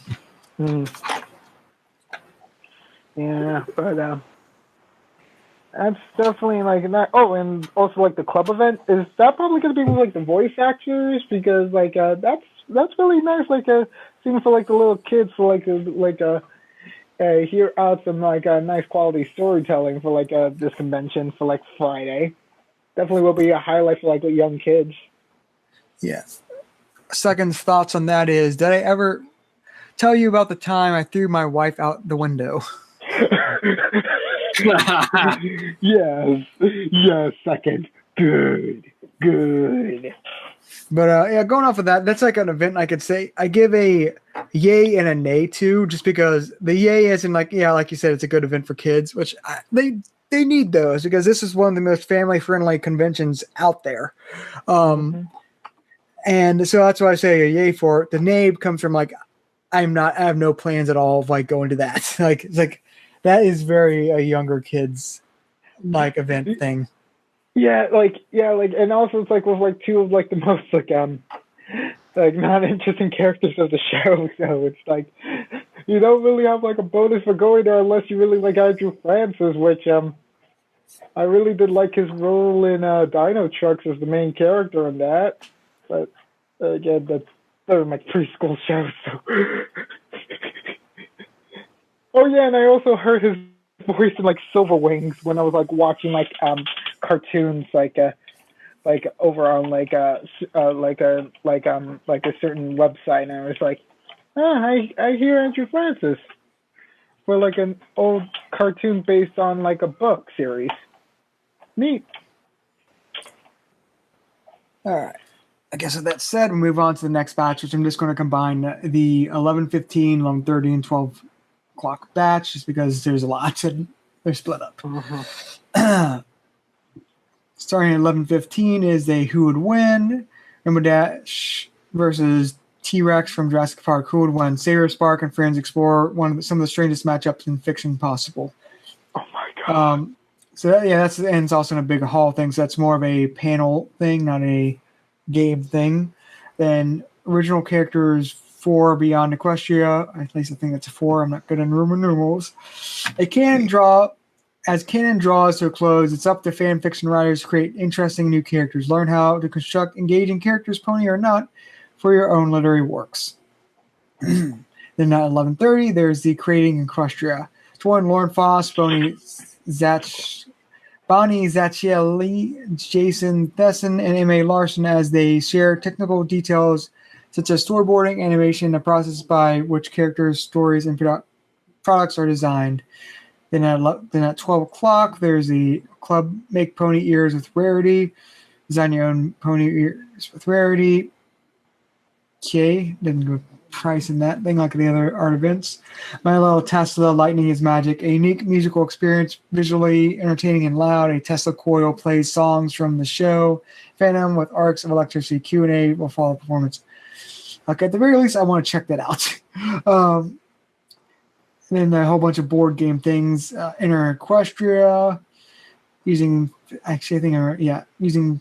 D&D 5e rule set, do Horseshoe Ordinary background ponies, and Tempest 5, whatever, the main 6 thwarting. Already covered that thing before. Then Pony Finder one shot, then the MLP CCG core constructed tournament. Bring your best core format deck and complete with packs, other awesome prizes. This is a tier 1 event. Tournament floor rules will be in effect. Prizes will be awarded based on match record. Apparently that's for the MLP card game thing. All right, thoughts? Definitely going to Creating Equestria. Yeah, I was just about to say, let me see. That's a Lauren Foss one, right? Yes. Yeah, that's the one thing is like, that's me when I was reading, I was like, oh yeah, that's going to be on the extremely populated event thing. Like, yeah, that one's going to be crowded as heck, and for justified reasons. I'd go to Yes. the original characters one, but then Same there's time. Great Equestria. So Yeah. So wait. So like you're interested in the moon section for like 11:15 a.m. for like original characters, or oh wait, creating Equestria. Oh yeah, definitely creating Equestria. Yeah, that is. Well, actually, you could at least attend the first start of the original characters thing because it starts at 11:15. But yeah, you'll get like 15 minutes, and then it'll be creating Equestria with Lauren Foss. So Yeah, that's just, and also Bonnie, which, yeah, like I did see her like as well for like a Big Apple PonyCon of 2015. That was like quite something big. See. Oh man, it's been a long time since I played the My Little Pony collectible card game. and then also going from second, he says who would win for that thing, and he said me. So I admire second's confidence in myself. All right. It's so weird to make a joke about that with second not being here. Gosh dang his vacation. All right. I guess with that said, any other thoughts before we move on to the next batch? Nope. Nope. All right. We were in the 12:30 and 1 o'clock events. 12:30, Internet Voice Acting. Discover the world of Internet Voice Acting with Jesse Nowak and friends as they talk about the industry, their favorite roles, and what it takes to make a jump from online to studio. Next up, at the same time, is Cosplay and Design 101. A panel of award-winning veteran cosplayers will show you the basics of the amazing hobby of cosplaying from history to practice. Then the arcade, Super Smash Bros. Ultimate Tournament. The tournament we just talked about, that was mentioned earlier, starts at 12:30. For Super Smash Bros. Ultimate. All right, and then at 1 p.m., there's the Unplugged, an acoustic concert, which it's technically not Brony Palooza thing, but it's the Michael Michelle Krieber, Gable Brown, Black Griffin, Rebecca Shosnetz, Britt McKillop, and as they serenade you with it's basically an acoustic concert, which will probably be interesting. Good. And then tea time with Discord. Discord would like to have a little tea party with all of you. It may be a little chaotic, which doesn't really describe anything to me. Interesting, but not descriptive. Community guest meet and greets. This is Meet AC, Race Beat, Vest, Saber Spark, Dusty Cat, and full papers. And then Nitwits tutus for you. Another thing of the tutu things in the second round of that. And then Are You a Changeling? Another round of that. And then another round of BronyCon 277. Okay, thoughts? All right, immediately, internet voice acting with no hacking. That's definitely like a definite highlight if like the other voice acting panel wasn't enough for you. Right. Like, go with the one with like no hacking because she has plenty of experience and like with her line of work. I feel that's the more practical voice actor training thing because it's more about, hey, this is how you can start voice acting like the internet and all that. So it's more. I found the people who attend it will find it more useful, sort of thing. Mm-hmm. Oh yeah, definitely for sure. I was going to say like with like her connections with like Team Forcer and other communities of like bridges and such, like they tend to like help see like what sort of like tips and tricks you need to do in order to like keep yourself like at peak performance for voicing like different characters or knowing how to like advertise yourself for. That's what I'm saying.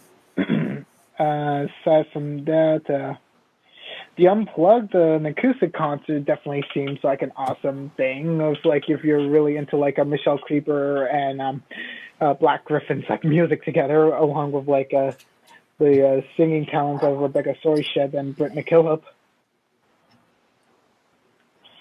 So yeah, that's gonna be something awesome for like.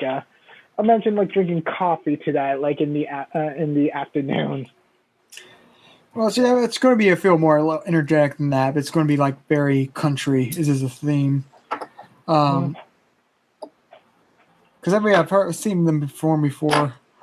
I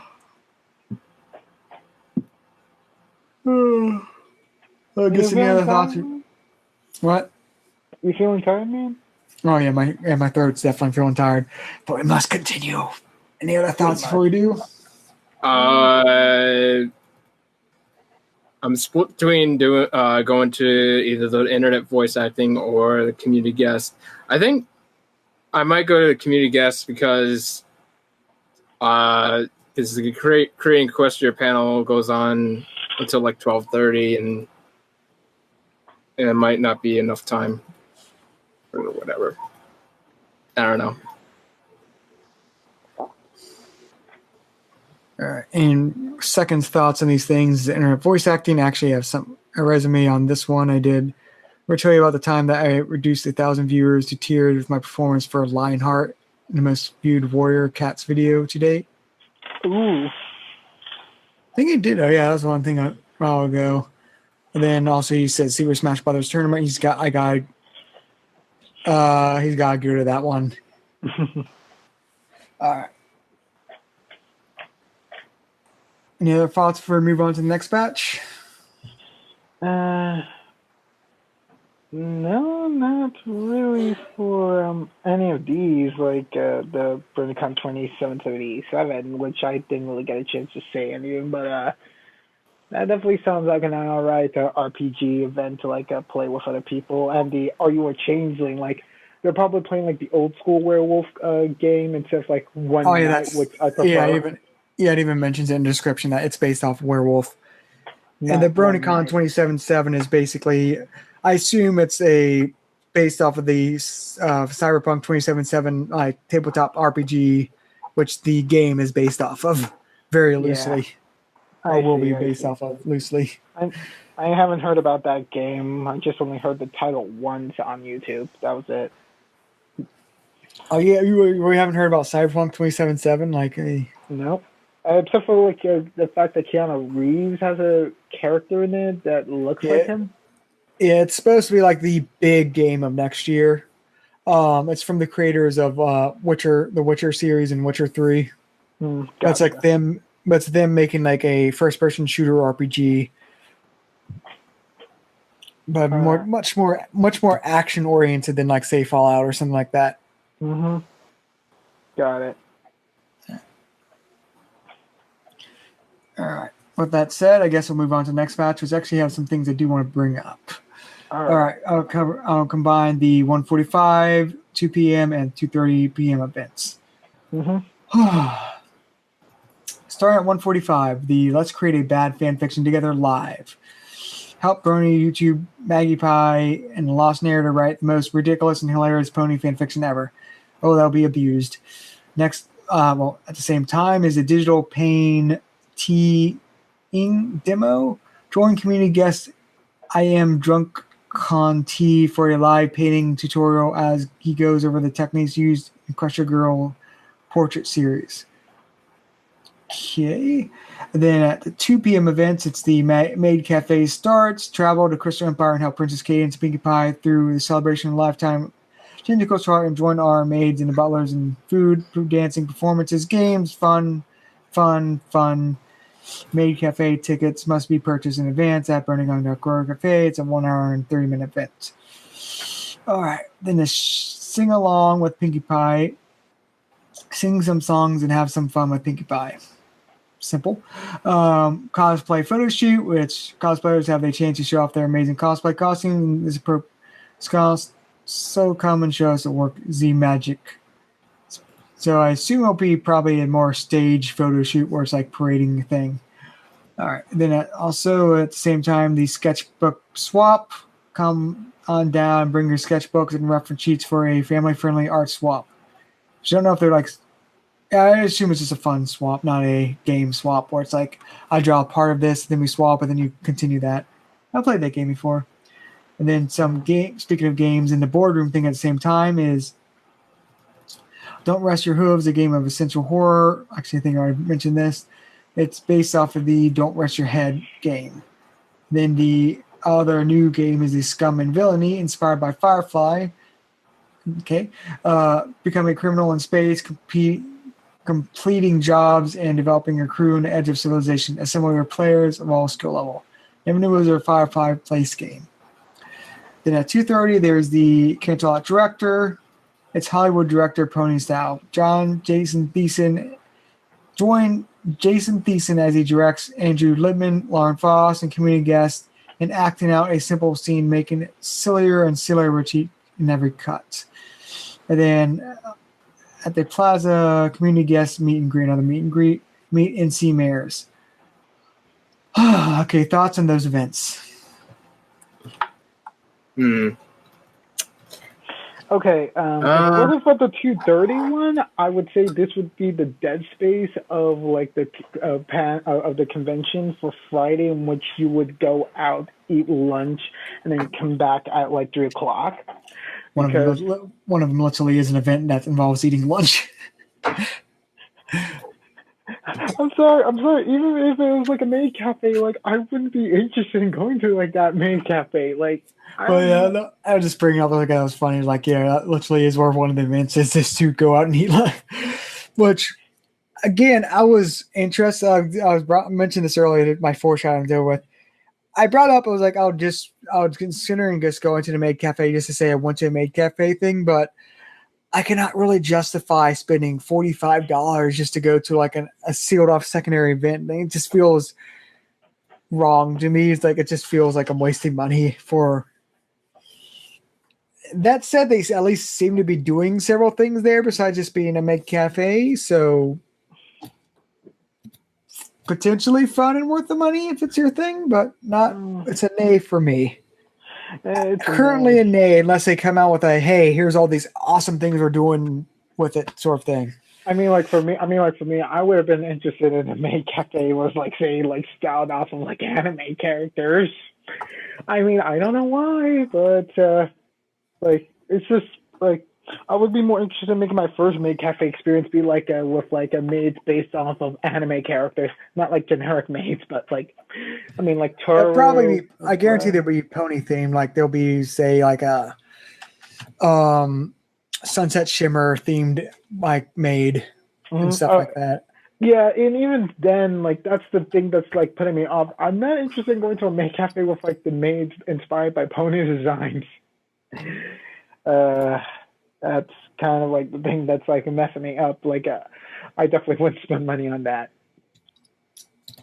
But like the only event that seems interesting would actually be Cantalot Director, and even then, it's not like a strong yes. It's more of like a meh to me. I wouldn't be interested in going over to like Cantalot Director, especially with like a certain event coming up at 3:00 that I see. That's like, oh. Nope, I'm not going to Cantalot Director if it means possibly missing part of that one. So, yeah. So you're not going to because you'll miss what? I'll miss the 3:00 one and the Sun Hall. All right. You know, which we'll be getting to soon. So let me see.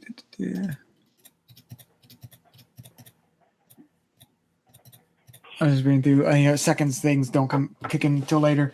But yeah, speaking of popular, though, I think the Cantalot Director, that will be, I feel, a very popular event, justifiably so. Because it seems like it'll be a fun little wacky event. But from my own experience messing with voice actor, like, because I've interviewed some of the shows out before and other anime voice actors, get some voice actors together to have some fun, and they will go crazy. Gotcha. No. I totally get that. It's like, that would seem like fun. But I have my own personal loyalties. Which I'm forcing myself not to look and see what it is, but I'm curious what's drawing you away from that. Yeah. Yeah, like let's not spoil yourself until we actually get to 3:00. But hey, Alex, are you still there? Yeah, I'm here. Do you have anything to talk about for this session, or are you very much blasé about the whole thing from 1:30 to 2:30? 1:30 to 2:30. Let's say. Candle Art Director sounds interesting. The rest, though, I don't really care about. I know. Like I said, man. Candle Art Director, sounds interesting for me. And like I said, I was interested in just seeing the Maid Cafe before, but not where you have to buy separate tickets. Separate tickets in advance. Like, I was curious to try it out just because it's a Maid Cafe. I'll just try it out to see what the heck it is. But I was like, not $45 pre-purchase tickets. But then also, the Cancel Out Director, that seems like it gets a yay, and also that'll be extremely popular thing. All right. You all ready to move on to the next batch? Yeah. All right. This will go from 3 to 4 o'clock. Starting with the 3 o'clock event, the Kathy Westlock Stories and Experiences. Welcome to our candid panel with Kathy Westlock. My voice is going out. I'm sorry, Kathy. Where she will hang out and share life lessons, stories, and whimsical tales of her experiences, prepared to be inspired and have good laughs along the way. Again, voice actors can be very fun if they're left alone. And then next up, or at the same time, really, Ask a Pony, Too Many Pinkies. We're suddenly seeing doubles upon doubles of Pinkie Pies. Pinkie Pie and Pinkie Pie and Pinkie Pie and Pinkie are ready to answer questions and have some fun. I'm confused about that event. And then Probably all the band voice actors of Pinkie. But there's only one voice actor besides, I guess, a singing voice. I'm thinking maybe it's more like the community voice actresses for Pinkie. Probably from a bridge series if they come over there, because recently, because recently, a lot of Pinkie Pie voice actresses worked on the Scooter Trixie Abridged movie. But and then also, I just want to go back there. I just want to go through the rest quickly. Then they Stick Pony RPG, another game of that, and then at 3:30 they have the OC Art Studio. Draw and decorate your very own original characters alongside our artists, Andy Price, Tony Flex, Sarah Richard, Trish Foster, and Obra Scribbler. So it seems like a art panel, what you're encouraged to draw at the same time thing. Also at the same time is, so you want to learn how to dance at the gala. Actually come in handy. Grand Galloping Gala's very own Spike teaches a fast, easy, and fun way to learn how to ballroom dance. Whether this is your first time or not, Spike is here to get those hooves, claws, and paws moving. I don't think that's Kathy Westlock. So just apparently someone's being Spike. That'll be interesting if it is Kathy Westlock. No, it can't be Kathy because she has an hour. That's what I'm saying. I assume it's not, but that's okay. And then use host provided prompts.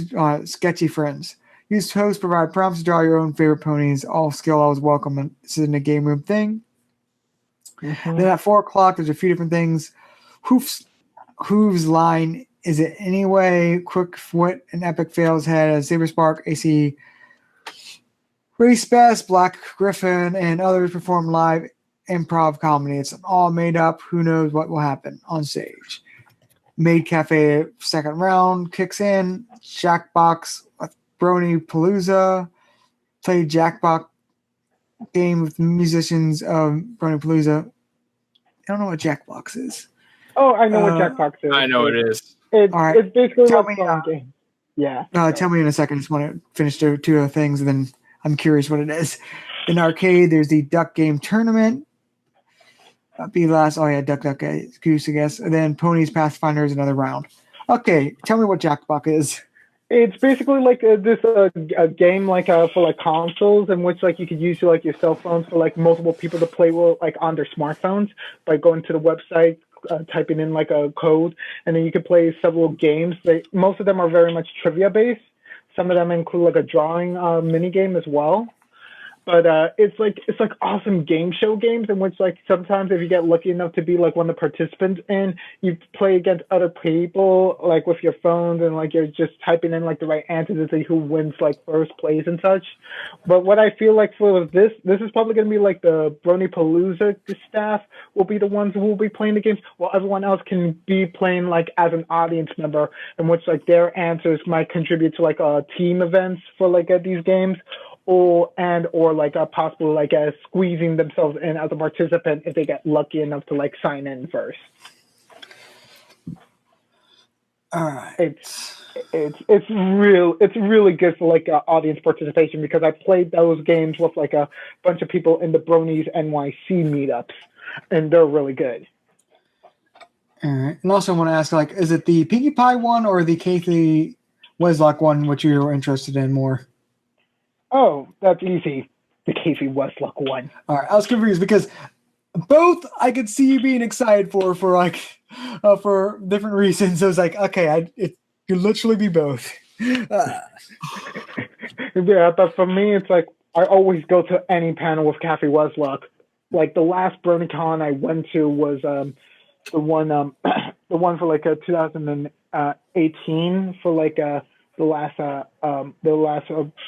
New York pony convention, like in New Jersey. And the last event I went there was for Casey Westlock's like panel in which like she sang her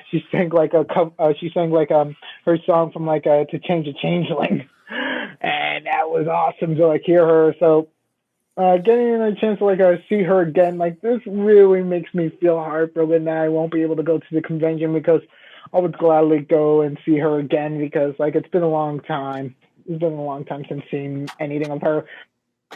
Also, it would be good to hear like her possibly like some new sides to like her anime voice acting experience, you know, aside from like her notable roles, like hear like how she got started and such.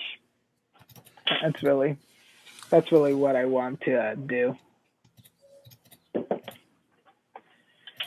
Yeah. Aside from that, like the Pinkie Pie one, I wouldn't be interested in it really. Like, it would just be like sort of like a gimmicky panel in which like multiple Pinkie Pie cosplayers / voice actresses would like be ready to like do like a really nice like show for us. But that's definitely not something I would sit in. Let's see. The Jack's box with Bronypalooza definitely would be something for me to go to after the Kathy Westlock panel. So, yeah, definitely would have my 4 o'clock there. All right. But, yeah, that's it. Alex? Yeah? Anything from you from 3 o'clock to 4 o'clock? I don't know. I might give the Whose Line Is It Anyway a look, but nothing much from me. No, I gotcha. Probably none. Oh, sorry. I was just gonna say you always need a stretch where you just go and look at the art gallery and. Yeah, I'm probably gonna be taking a look at the vendor halls. Yeah. Yeah, if you aren't already doing that by the time you already finish eating food at from 1 o'clock to 2 o'clock. Right. Yeah. You gotta also remember that part. Like certain things make sure if you already finished eating food already, use that time sparingly, go immediately to the vendor hall to see if it's either not as busy, or if it's busy then retreat back to the panels, but then come back down after an hour or two, you know? Right. All right. Any other quick thoughts? Because we still have a lot more to do for today, and I'll do another stretch, and I'm just going to be increasing the rapid fire, but probably after this batch, I'll probably ask someone else to tag in for reading descriptions for at least one go or two. Yeah. All right. Is everyone ready though to move on? Yeah, I'm pretty much. All right, let me see. Let me see a second. No. Okay, second just said duck game. One of these words is not like the other. Guess I don't know what that means. All right, moving on. Let me see the. I guess 4:15 is where we left out. No, we just left up at 4. All right. Going from 4:15 to going through the 5:30 events. Again, I'm going through a lot. Deep breath. Let's see. 4:15 animating live. Discuss their inspiration tech. All right. I haven't read that one. All right. Here, animators from all across fandom discuss their inspirations, the technique, and struggles of a fan animation. You may even have some exclusive previews of their latest work. Within MLP toy collecting, see a discussion between YouTubers about the My Little Pony line from the very beginning up to the most recent release of Friendship is Magic toys, which I will say the toys are actually getting better. I used to stock retail, I know. 4:30 is swap meet. Swing by with your collection of incredible pony swag and prepare yourselves. Meet their other collectors, show off your awesome stuff, and trade with your other newly found friends. It could be interesting. Yeah. 4:30 sock puppets for beginners. Learn how to create and perform your very own sock puppet creation. And then 5 o'clock is the science time. Make some slime and learn why it works. This may be a little smidgy. Seems like a good kids event. Milo karaoke, singing is magic.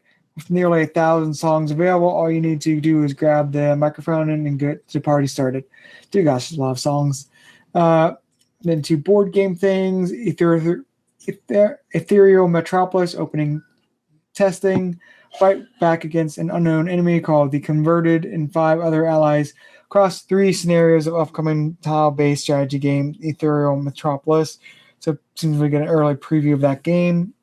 And then Tales of Crushia Nippon's Rat Race. Cutie map sends players a friendship quest to Nippon to resolve a centuries-long grudge between original 12 champions of the Great Race. I have no idea what that's about. And then let me see. Then at 5:15 from the Matrix to Silence of the Lambs movies and pony voices. Witness YouTube voice actors join forces to reenact scenes from Hollywood's best movies and pony voices. Hey, we used to do that sort of thing. Oh, way back when. And then 5:30 editing with the disguises. Watch a showcase of pony videos with their creators and learn how the secret sauce behind their editing techniques. Bronycon chair history discussion. Witness a history of 5 chairs of Bronycon history come together on one stage to unpack the history of fandom's first largest convention. Then show the power of friendship. Share a friendship bracelets. Make a special friendship bracelet and share with your friends. $5 material. Keep calm and kill the princess. And that game's around another game with that. Then I guess we'll do the 6 and 6:30 events. I'll just stop there. Okay. Lots of those series of events. Let's see.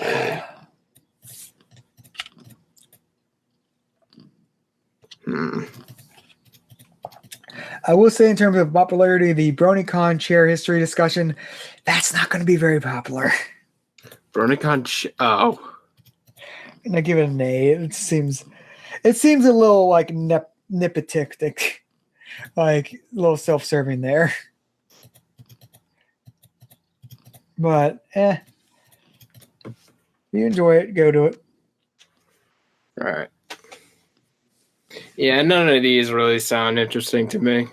Yeah, this is a lot of these seem very much like the editing with dinguses, which I should disguise as dinguses. As an editor, I can sort of see some enjoyment on it, but yeah, I think like you said, a lot of this screams go look at the art gallery sort of section. Time frame. Yeah. Actually, and then second set in Milo karaoke, not with my singing voice, but we gotta do it anyway. So, yeah, he might embarrass himself there. I'm literally getting dizzy from speaking. Let's see. Let's see if there's anything. And like I said, the sock puppet might I don't know. That's like one of those things where I could see it be interesting or very for kids. Um, and then the science time again, like that seems like a good yay for kids, but not for me sort of thing. Carlos, you there or have any thoughts? I mean, the chair discussion thing, I might pop in. It's not like a strong yay. It's just very much a meh. I would go. Oh, you're actually interested in the chair history thing? Yeah. Yeah, like it's like history. It's like history of the Brony community, you know. Like that sort of stuff. Like you need to keep up with in order to like understand, like for like a future fandoms that you might join and might become heads of, like, and doing stuff like that, you know? You just gotta think about the future while looking at the past.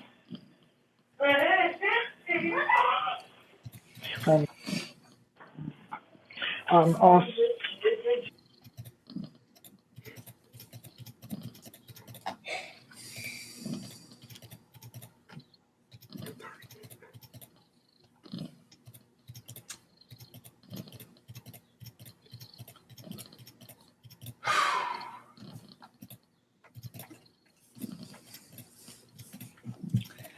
All right. I'm not sure if he's popping back in for a little bit. So,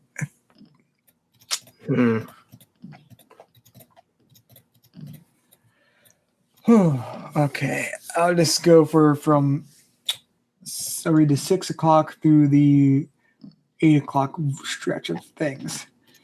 I could take over for descriptions if you need. All right. If you don't mind, taking in for this batch. From like, just make sure to mention like say that when they start at 7 and then at 7:30, like just separate him like that. Oh, thank you. So which one are we starting from? The 7 p.m. one.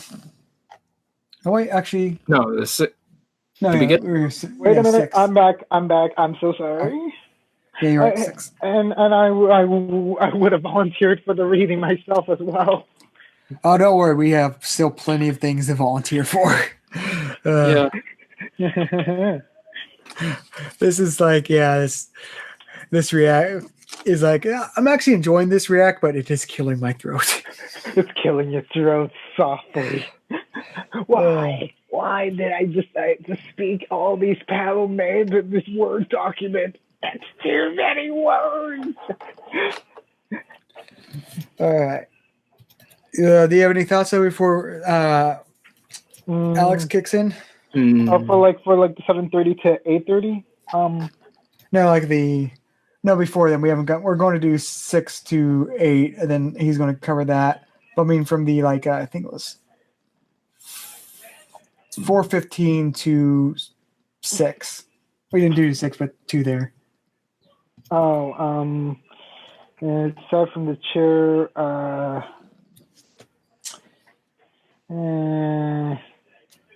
I mean, like the chaos portion from like 5:15 might be something for like a little bit of fun, seeing like voice actors like reenacting like Hollywood movies. Even though I never really watch many Hollywood movies, but I know about the pop culture. But yeah, everything else just seems like very much meh, except for the animating live, which I always go to those panels.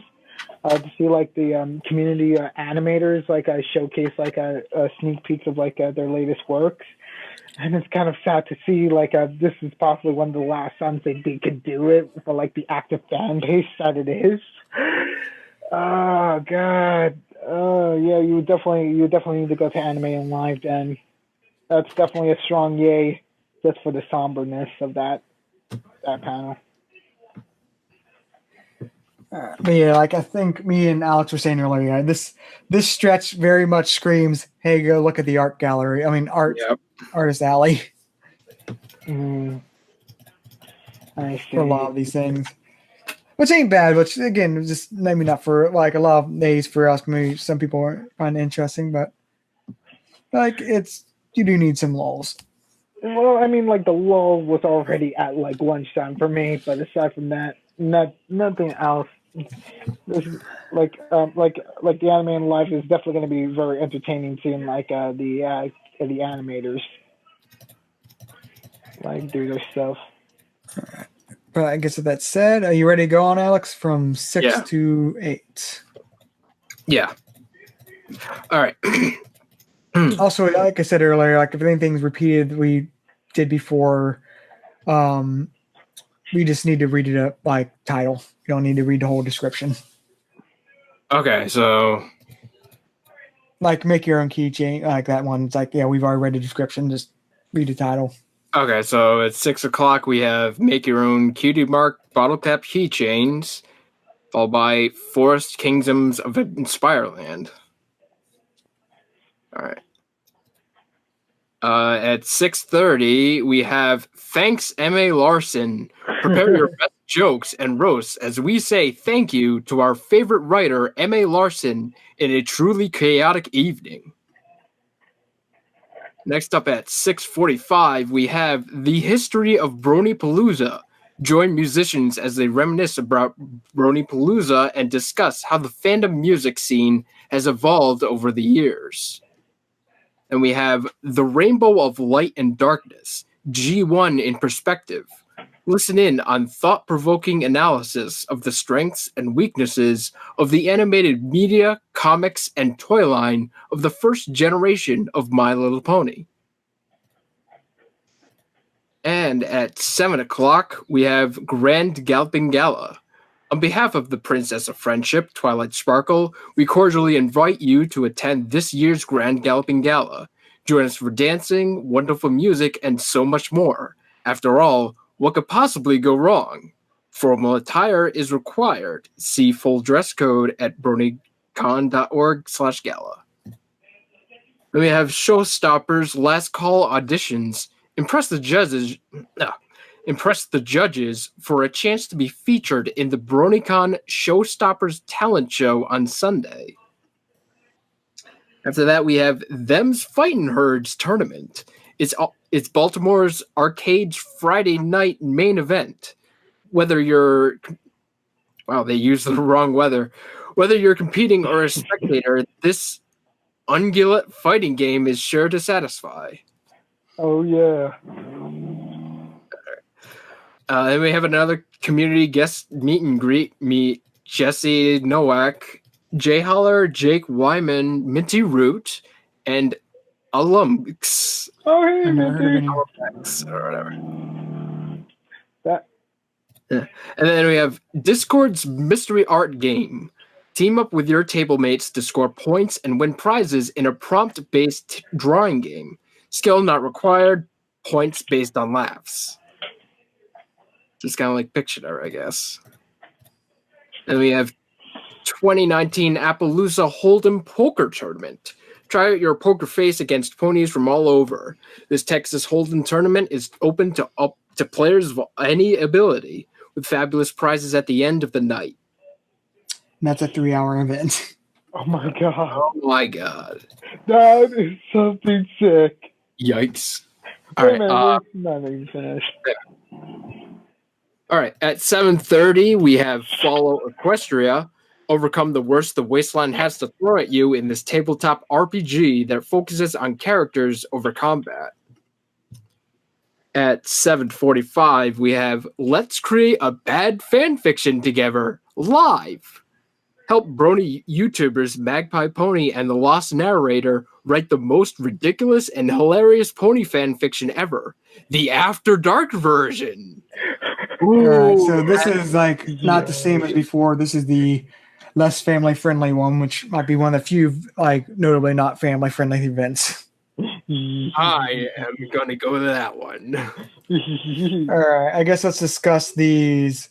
Yeah, that one, like, I will have to make a note of that because, yeah, that one, I know, like, from all of our work with, like, doing Cards Against Humanity stuff, like, yeah, that, I know what direction that's probably going to go. Yes. All right. So I'll start with like 6 o'clock and say like cutie mark keychains. I mean, like, there's a novelty, but keychains don't aren't meant to last a long time. Yeah, Like, actually going back because we had an earlier version of this, but yeah, actually we were confused what kind of keychain. No, they're bottle cap keychains. So yeah, there's that. That makes 6 o'clock into a dead zone for me. But 6:30 on the other hand, thanks Amy Larson. The meme speaks for itself. Any brony would go there, so it's going to be crowded. Which one?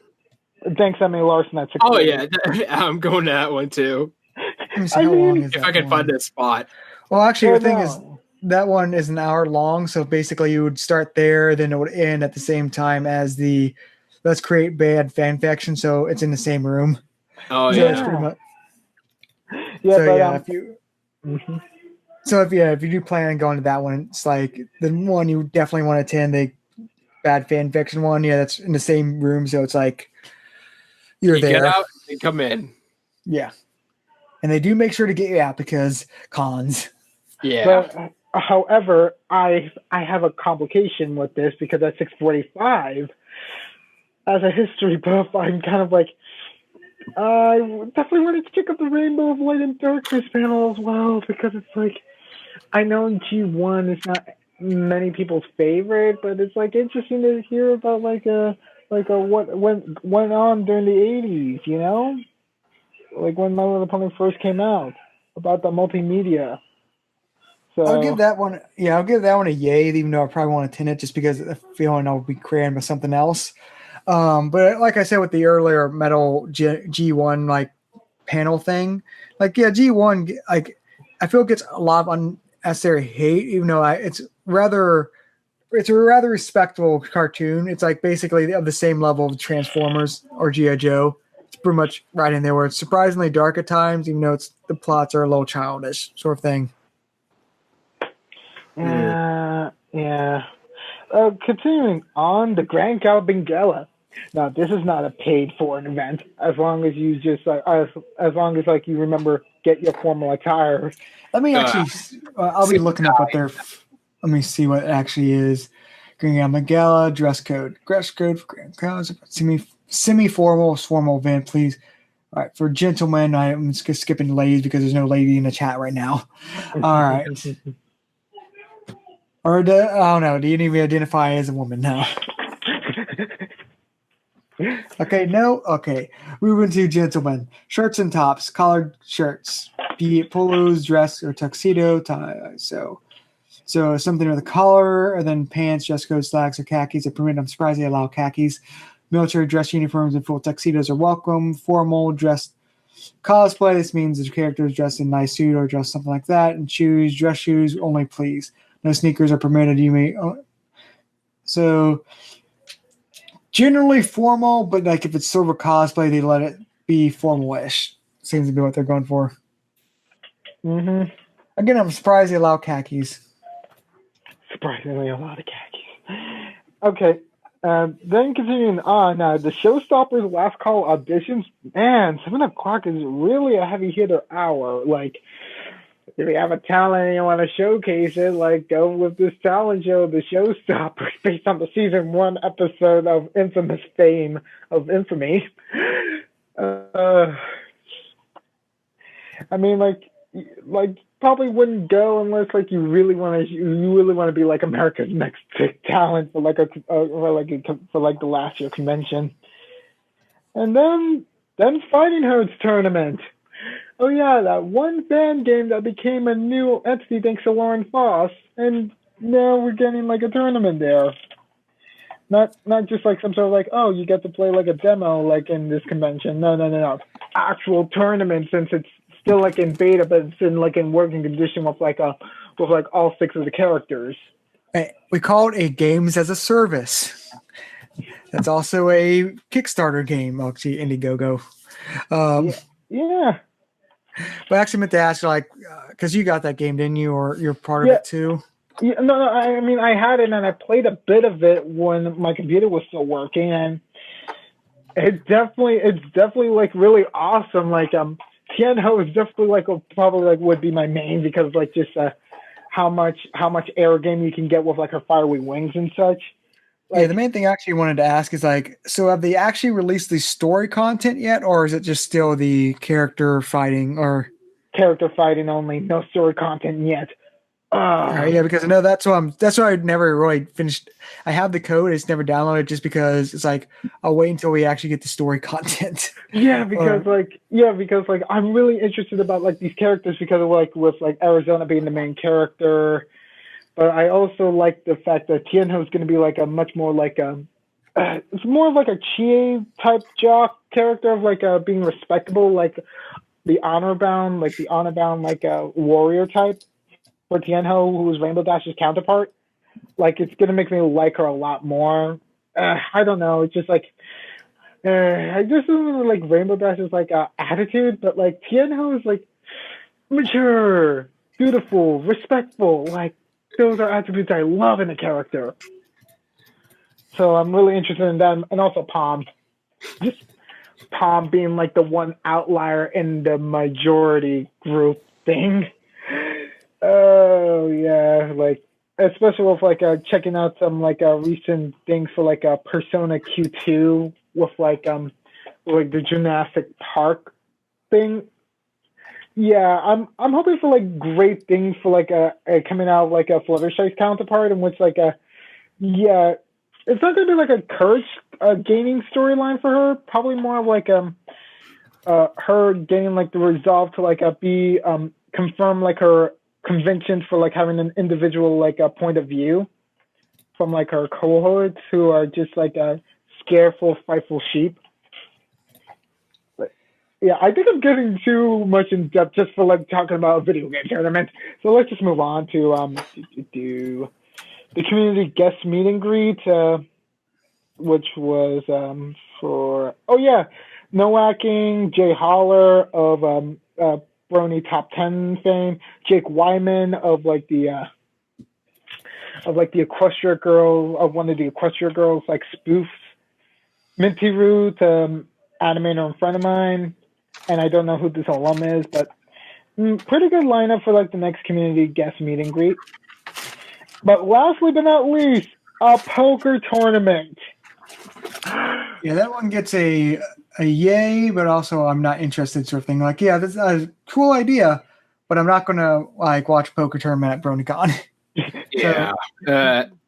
Yeah, someone better record it just so we could see like the legendary like memes that you can make out of it. Because like, if anyone knows about Garage C, the YouTube channel, they made 2 great poker night videos in which like you see like these talented poker players go off against each other with stone cold faces, but on the inside it's nothing but terror.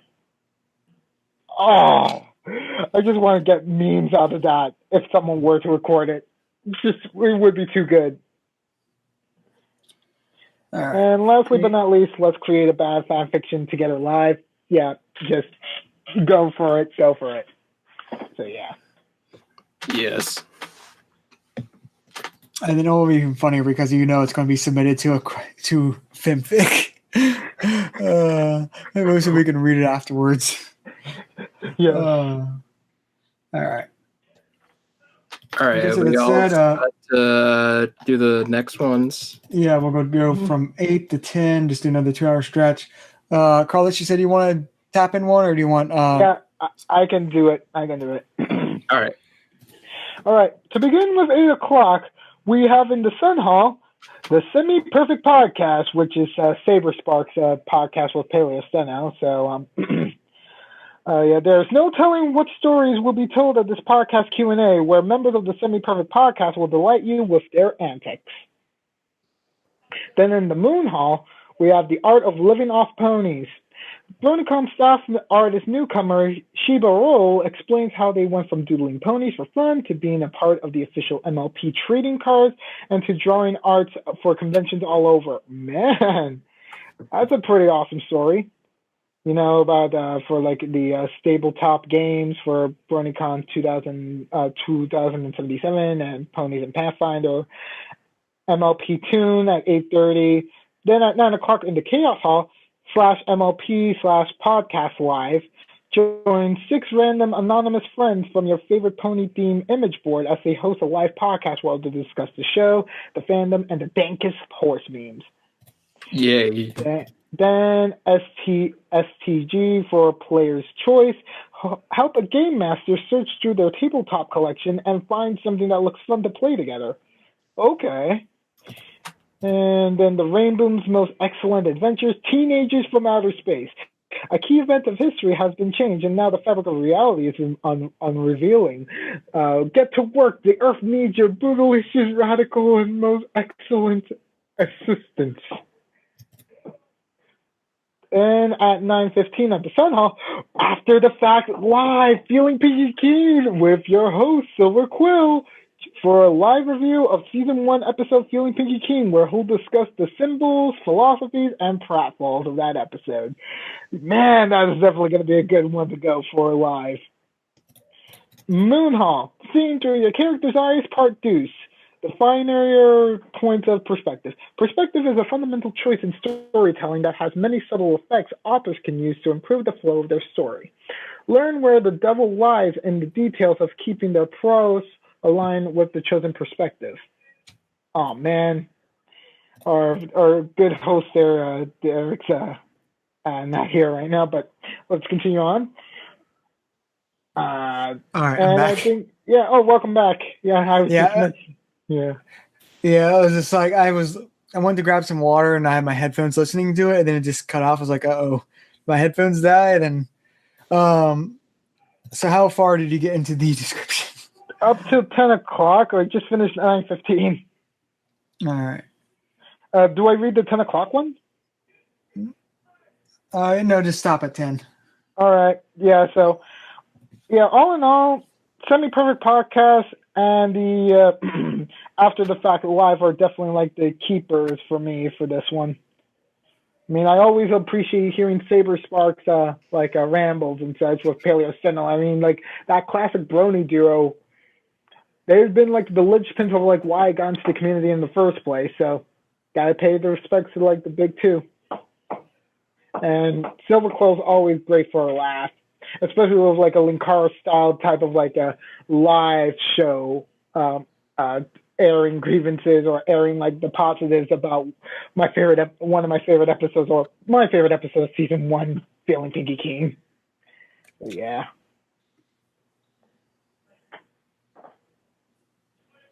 But also, I would like if that thing wasn't there for 9:15, I would have gone for Seeing Through Your Character's Eyes too, for like getting new information for like writing about like learning about what type of perspectives you hope for different types of stories. Like that definitely seems like an informative panel for that. So that receives like a good strong yay for me as well. Alex. Yeah. Any thoughts about 8 to 10? Let's. I mean the MO podcast live, that sounds a little bit interesting because I used to go on MOP way back when. That was like my first. That was actually like one of my first experiences with the fandom was MOP. / MOP. Okay. I definitely respect your choice about going back to your forum back history. Yeah, that definitely sounds like a good choice. Derek? I would say for me, this is, I would say, another stretch that's sort of a meh for me. A lot of meh, just like not stuff that's really catches my personal taste. Like I can see why you'll be interested in Semi Perfect Podcast, but it's not like sort of my thing. So I would give it a yay, but it's just not sort of my thing. And then a lot of board game stuff, which we've already been over. Then MOP Oddcast Live, join 6 random anonymous friends whom. So yeah, I'm curious how that one goes, but I'm not sure how it goes, sort of thing. Then Feeling Pinky King, which I guess if you're a Pinkie Pie fan, I guess be the Silver Quill talking about Feeling Pinky King, like one of the, well, probably the best Pinkie Pie episodes. It's like If that's your thing, you absolutely love it. So it's a big yay, but I don't know if I'll do that. Wow, strong opinion about that episode, considering it the best Pinkie Pie episode.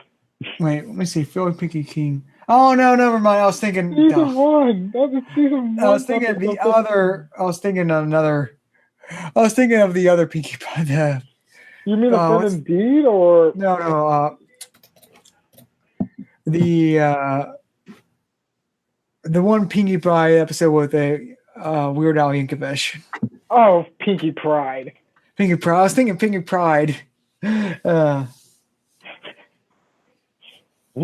Oh, you definitely have points about that. Yeah, feeling Pinkie King. Yeah, now I remember which actually I guess I'm more interested. I guess in that panel now, just because it's the more controversial, like divided episode, which actually could be more interesting for someone like Silver Quill to discuss, sort of thing. Mm-hmm. Compared to like Pinkie Pride, which is more generally accepted as a good episode. Oh yeah, great episode, sort of thing. All right, but any other thoughts before we move on? No. 10 to, I guess 12. Let's just finish them out. yeah. So hard to do. Alex or Carlos, which one of you wants to pick up this? I'm totally fine with doing it if you feel tired, Alex. No, I can do it. Probably. Well, how about we have Alex? You start out and go from let's see, 10 to 11. Stop at 11:45, and then Carlos finishes out. Got it. All right. Okay. So at 10 o'clock, we have Don't Deal with the Dragon, Shadowrun with Ponies. Welcome to the Fifth Age, where magic and technology meet and mega corporations help run the world. In this setting, you play as one of many specialists known as Shadowrunners, who do the dirty work the rich and powerful don't want to get caught doing. And after that, we have Super. Are you a changeling? Try to figure out who the changelings are in your group and banish them before they take over your town, based on the Schulzer game's Werewolf. And it's also 4 hours. Oh, God. Ugh. Oh, my God. Who would want to go there for 4 hours? That is not. All right. I guess that's where the super comes from. It's Super. Dragon Ball Super. Zero. Okay. At 10:15, we have Pony Drama, the historical edition. Join various members of the community as they work to define horse drama and reminisce about their favorite fandom drama from years past. I'm just gonna say it right now. I'm going to that, and I might even tell some of my history because I've been like. I haven't been in the middle of drama, but I've been on the sidelines just watching it unfold. Oh, God. You have no idea, Alex. It's even worse for me. It's even worse for me, Alex. Like, like being hit like with blunts and such. It's like, oh, God. Like, why did I have to be? It's like, like that sort of stuff, like, learning about history and also being there since like the beginning, like seeing those events happen and take place. Oh God. Yeah, I would say one thing I have to say: the Hall of Chaos location has a lot of interesting events. Oh yeah. Almost as if it was trying to say like something. It seems the Hall of Chaos is the more adult themed event space. So yeah, looking ahead. Yeah. Mm-hmm. Okay. Yeah. Oh, 10:30. Okay, so at 10:30 we have Bronycon Design, the last roundup. Comic artist Trish Forstner and the design team behind Bronycon discuss how art and design come together to make the look and feel of the convention we all love. Find out what powered our creative process and the fun that was had behind the scenes. Yeah. Right. And then after that we have a Toucan LDM panel, Unexpected. Join the minds behind the My Little Meats and Smash Unexpected series and learn their process on how to make an unexpected experience in animation. Ooh, that's really good. That's really good. That's basically like Toucan LDM, like one of the pony animators that does like something that looks cheaply made, but at the same time, it's pretty consistent with like a lot of different cross promotions for pony. Huh. Yeah, I've heard of that name before, but I can't remember who it was. All right, at 11 o'clock, we have Bronypalooza again, and We Be Goblins. So Bronypalooza, rock out in main events hall and witness the most immersive fandom music experience ever as 18 acts, ranging from rock. We already read this, right? Oh yeah. Make sure I'm not muted. Yeah. I think this is just the first big Bronypalooza thing. This is like so. Yeah, you don't need to read the rest. But yeah, this is I think the first where it's like, hey, there's several acts, and then I'm checking the next day actually see if there's more. There's like a second big Bronypalooza. Let me see. Yep, the same description. It's like 6 hours tomorrow too. So yeah, it seems like the two big long Bronypalooza things. Even though there's other Bronypaloozas, the two big ones are Friday night and Saturday night at that time. Mm-hmm. Yeah, and then another game of We Be Goblins, which we've seen before. Okay. 11:30. Yeah, 11:30. We have in the Chaos Hall, better bronies through brewing. Learn the basics of crafting your own cider, beer, wine, and soft drinks at home.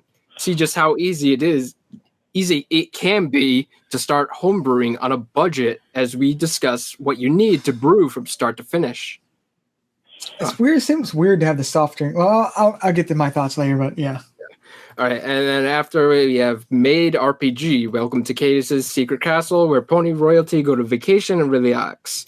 You've joined the elite ranks of the Royal Maid Service, and you'll definitely be put through your paces. Oh my god, that sounds so cool! All right. Doing maid stuff. Like all right, Carlos, you want to finish from 45? 11:45 to 1 o'clock. Let's hit it. In the Sun Hall, Brony Fandom History Panel. Look back at the last 9 years of the Brony fandom, from the early memes to timeless fan fictions and all the fun we've had in between. 20% cooler. Oh, that's totally cupcake. That should never have become a meme, but it somehow did. Yes. Let's see. Moon Hall. We have Dead Tree Studios, Fallout Equestria PMP. Greetings, Wastelanders. Join Dead Tree Studios as they give another thrilling update on Fallout Equestria PMP and a glimpse into their future projects. 12:45. Drink Ponies, Part Deuce. The last call in the Chaos Hall. Last call, bronies. Witness the Rift Ponies and their gaggle of friends attempt to answer ridiculous Friendship is Magic trivia questions with drinks. Oh, boy. Oh, God. 9 at 1 o'clock in the Sun Hall. Sketches from a Hat. The classic improv game with a pony art twist. Toss your sketch suggestions in a hat and watch as NC mayors and friends speed draw as many as they can. Wait. And then in the Moon Hall, Scooter Tricks the Abridged Sunset Panel. Scooter Tricks the Abridged fans unite and be the first to catch the series finale with the team behind the project and give this Pony Abridged era a proper send-off. Oh my god! You can't do this with me, man! And Grin. Tragedy strikes while investigating a strange phenomenon. Will he be able to survive to the last, or will he perish? Deepening the mystery of who is what is making the ponies perish. Grin is a horror story told together as a group. In the Tabletop Games section. So yeah, I kind of got a bit emotional at the Moon Hall 1 o'clock one because it's like, it's the last thing like the Pony Abridged community is probably going to make until like any new news about like G5 for like them possibly being inspired. Oh yeah, they'll have other event stuff just because there is going to be like the fandom will keep it going for a while, like between G4's end and G5. It's already other conventions, so I'm not too worried about that, especially when it comes like to Abridged stuff. definitely have like they'll just like go back and redo like make mega abridged projects. But let me see when was I had that comic before. Oh yeah, the brewing thing. Yeah, the thing that surprised me about the brewing thing is like it's like, oh yeah, cider, beer, wine. I think, oh yeah, soft drinks. Is like, okay, that's odd inclusion there, but okay. So, what are your thoughts about the last of the night events for Friday? I just have a question. Mm-hmm. Why is Fallout Equestria as popular as it is? Because Fallout's all things. Why is it a crossover fic that gets that popular and not something original? Okay, because here's the thing about the here's the thing about the Fallout Equestria thing, and like I actually got the books. I actually read through. I actually listened to the audiobook for like Fallout Equestria. The story that it tells, even though it's like a crossover, it doesn't really like. It doesn't really put like stuff from like the Fallout games, like like specific like groups and such. Like it interprets it like a pony version of those things. Creates an original story of like a main character that goes through like a toxic wasteland, like that like was like super like trapped inside, and learns about like loving like someone new after like the pony that they fell in love with finds himself with like another person.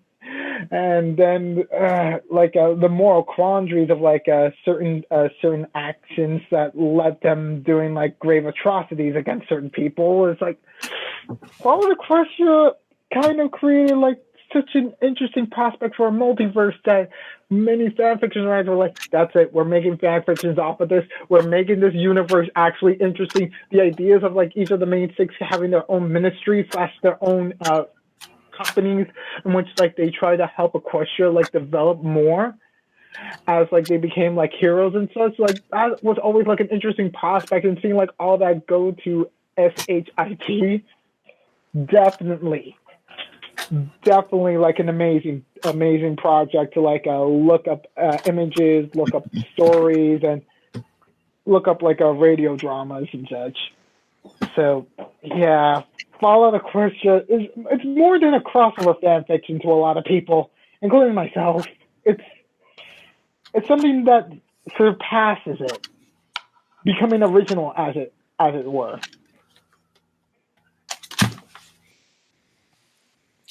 If only they could publish something without getting a DMCA from Bethesda. Yeah.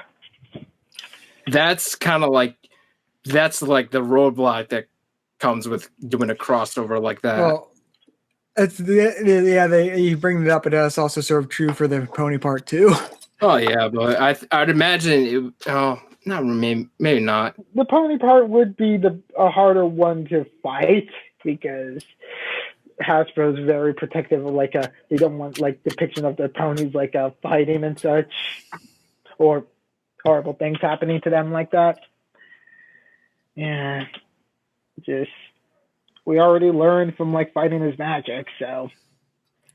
I think that was because it's more of an official product. Because Hasbro's not doing anything about all the Rule 34 pony stuff, so it's like, no. It's more of like the official-ish product. Like that's why I could see them getting involved with Fallout Equestria is because there's like printing books of it, all that of it. It's like that's where it gets questionable. Or when it gets into products, like something physical, that's where companies get more restrictive. Upset. Yeah. But if you make fan art, it's not a problem. But like if you make a fan book, that's like printed, or like fan T-shirts and all that, that's where they start to get upset. Yeah. But okay. But aside from that, I can definitely say like I like the 10 o'clock one. Like, don't deal with a dragon, shadow run with ponies. Like I would be interested, but then again, there's already other panels around that time I would have been interested in going to as well. Like you said at 10:15, the chaos room for like the pony drama one. It's like I wonder how did BronyCon let this through? Like Maybe the fandom doesn't want to talk about drama, but it's like, well, it's the last convention, so better go all out like the showrunners are doing with season 9. So let's talk about like this stuff piling up in our community that's really screwed up. I bet you 100% stories about Toon Critic are going to be there. Oh God, it's been a year already, man. People still remember. It doesn't feel like a year, but for me that's reasonable because I don't keep up with stuff. Yeah, but it's been more than a year since like that happened like in January of 2018. God, that's like wow, like.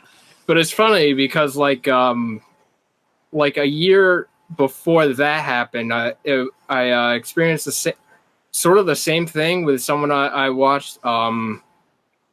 Someone called Ultima Almighty. He was known around the Undertale fandom. Oh yeah, he's a reactor. He was a reactor. And yeah, apparently something about like him being a predator or someone into certain things about children. Just I didn't get clear details about that, but it explained why he shut down his channel or YouTube shut it down. Yeah. But and even after that, like I heard stuff about even like in the bridge community for like a certain like if you remember like Elite 3, like the group that No Waxing was a part of. Nope.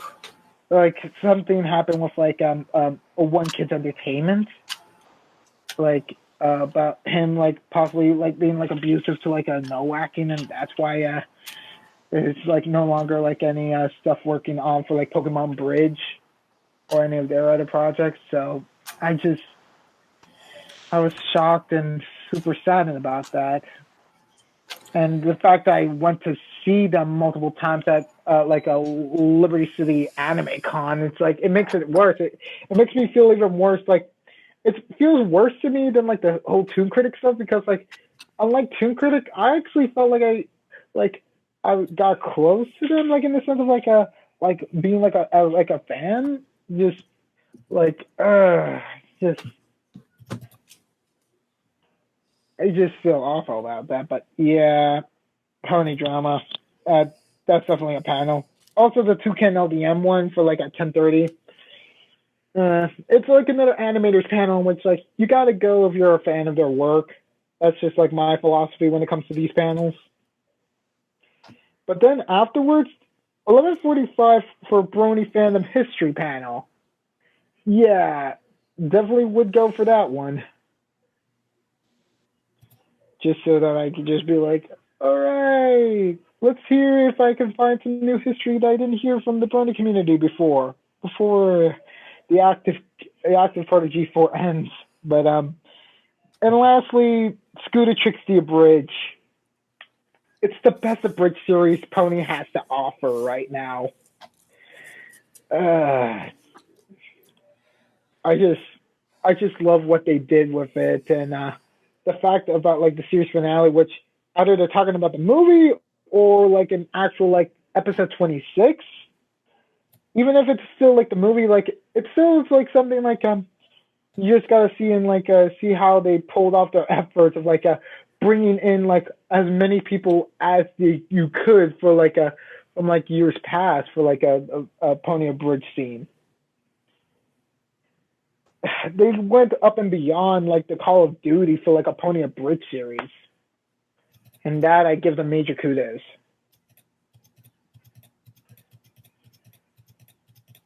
Now, Derek, anything from your end? Nah, I think I covered a lot of my general thoughts in it.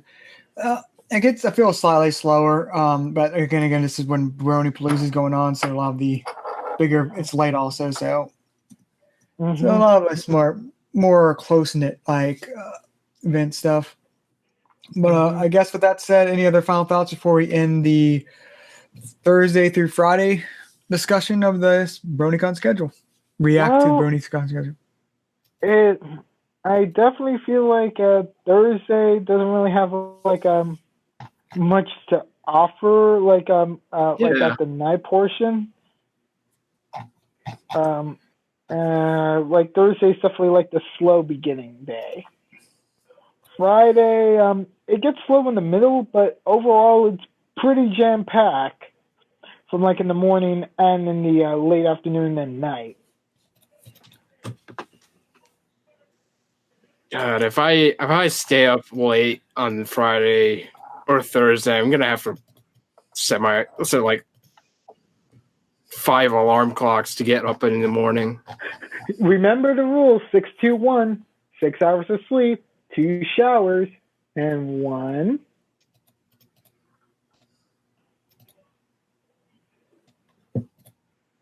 I guess no one actually knows that saying here. No. I remember hearing like it before, like the general idea of it before, but except for I forget the one. I think it was either like 1, all right, 6 hours of sleep, 2 showers, and 1 deodorant, or just let me just search that up quickly. But I guess with that said, this I guess ends the first part of the reaction to BronyCon, which was originally going to be 1 part, but oh gosh, I underestimated that. Oh god, I meant 2 meals a day and 1 shower. You only need 1 shower. I was questioning the 2 shower things at the same time. It felt like not unreasonable. Definitely not unreasonable during the summer. Or convention.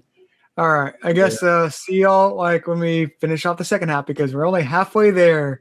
Halfway there. Halfway there. Halfway there. Halfway there. This is see y'all. This is Gunmetal signing off with Herd of Bronies and Ninja DC. Ciao.